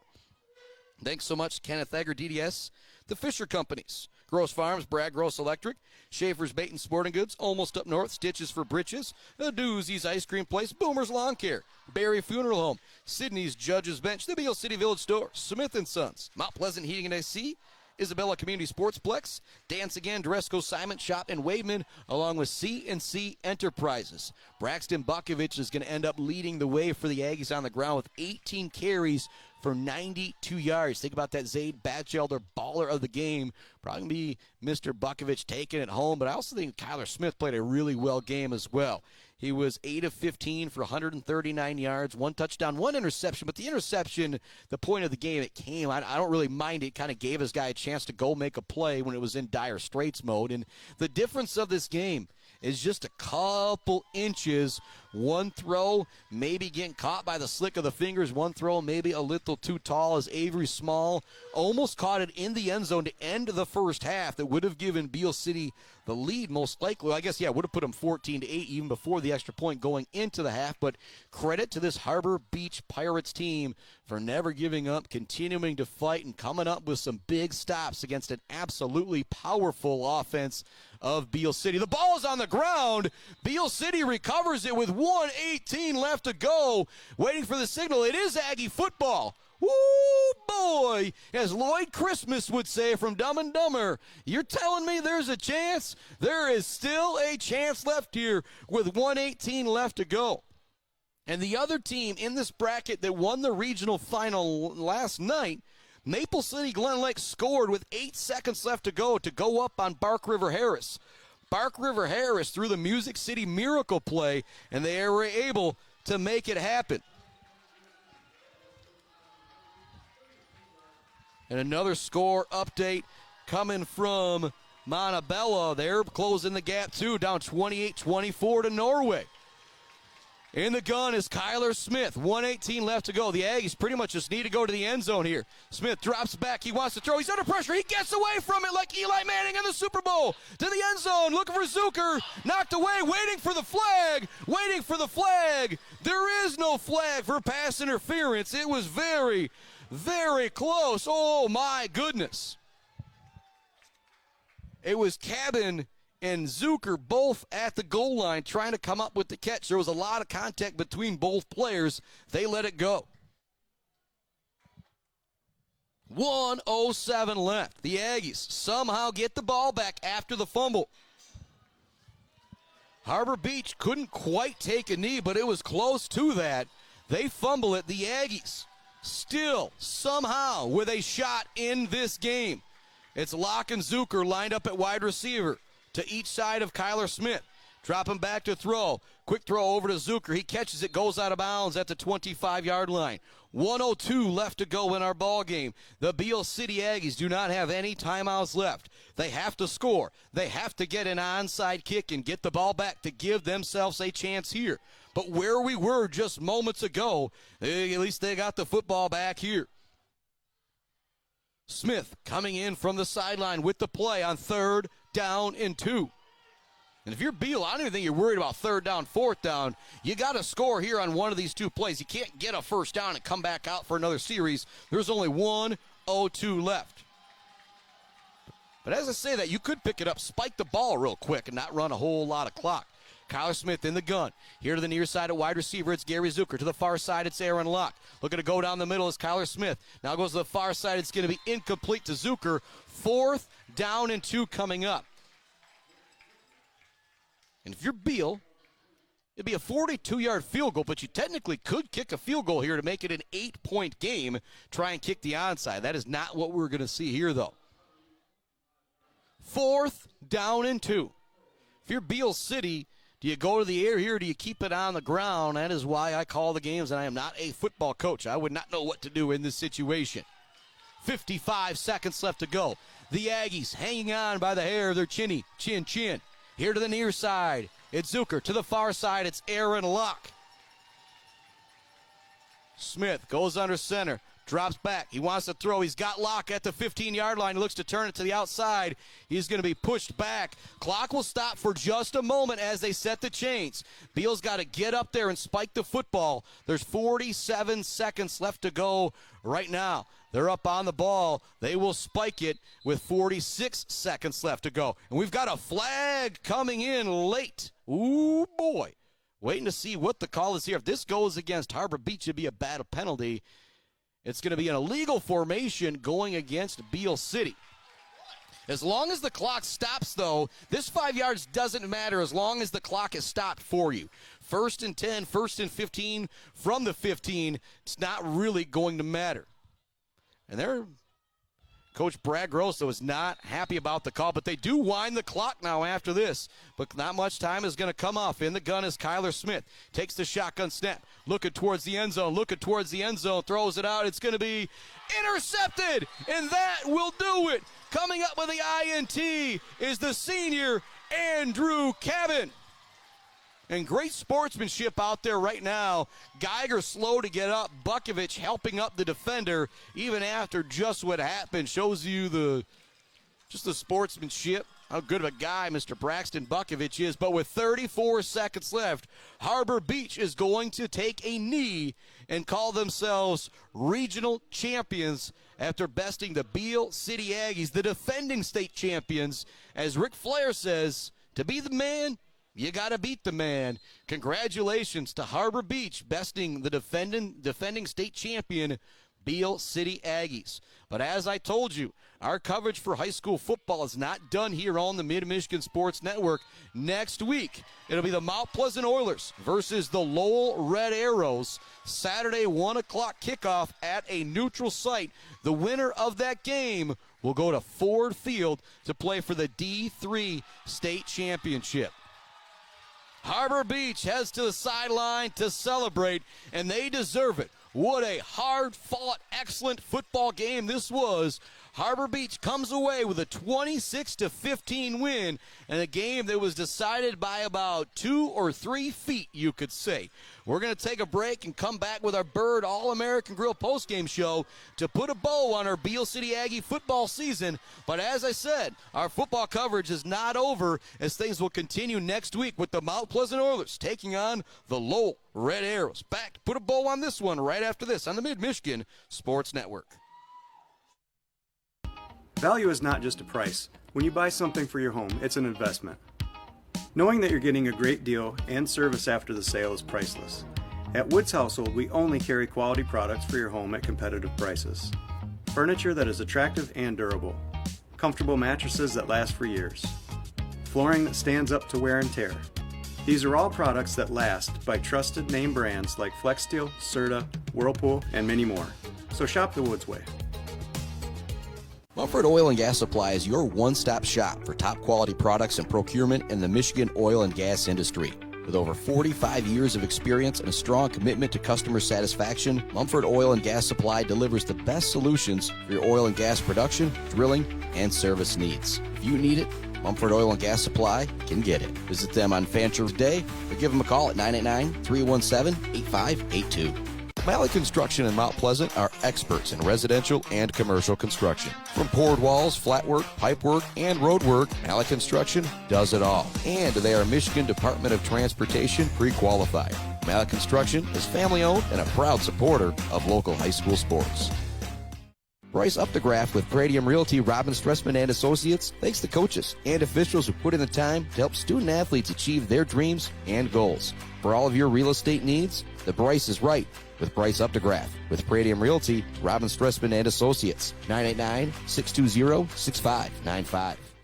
The Diner, where homemade favorites come to life every day for breakfast and lunch. From fluffy pancakes to savory sandwiches, The Diner has your cravings covered. Discover the perfect blend of comfort food and camaraderie at The Diner. Join them every Friday night till 7 for their famous fish fry. The Diner on North Mission, Mount Pleasant. Welcome back into our Bird All-American Grill postgame show on the Mid-Michigan Sports Network. I don't want to go over any stats. I don't want to talk about what happened in this game. I just want to acknowledge some seniors from Beal City. Garrison Zook, Drake Gatrell, Nick Bogue, Jake Upton, Jacob Beitler, and Nick Irvin.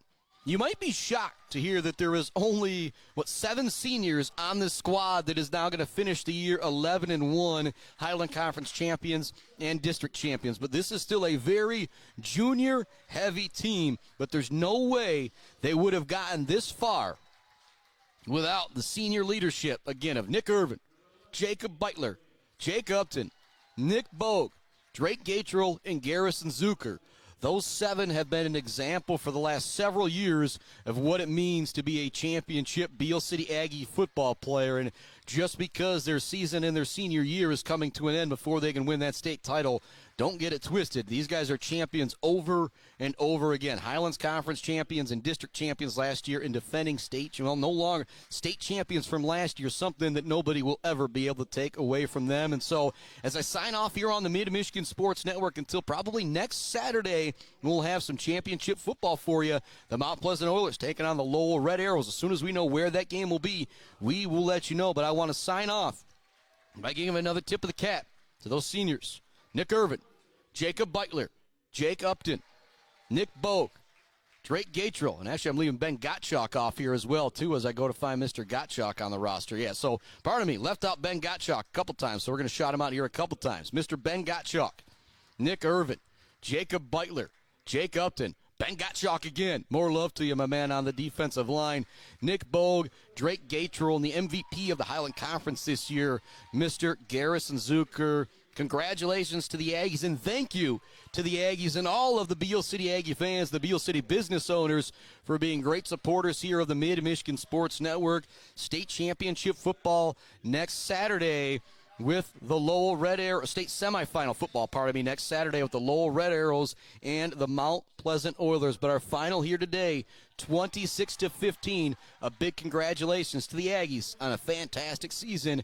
Chris Spockman signing off until next week, and we're going to start rolling with our high school basketball coverage very soon as well. And what a team the Beal City Aggies are going to have for Coach Gatrell and basketball as well. I'm excited for the Super Gatrell brothers this basketball season. But our final here, 26-15. Congratulations to the Harbor Beach Pirates, regional champions, after besting our Beal City Aggies, who end the season at 11-1, district champions and Highland Conference champions. Chris Bachman signing off on the No, you know what? One more shout out to the seniors. Ben Gottschalk, Jake Upton, Nick Irvin, Nick Bogue, Drake Gatrell, and Mr. Gary Zucker. And if I did forget anybody, you got the junior, senior, I apologize, but just what a class of gentlemen. Forget the football players. Chris Bachman signing off on the Mid-Michigan Sports Network.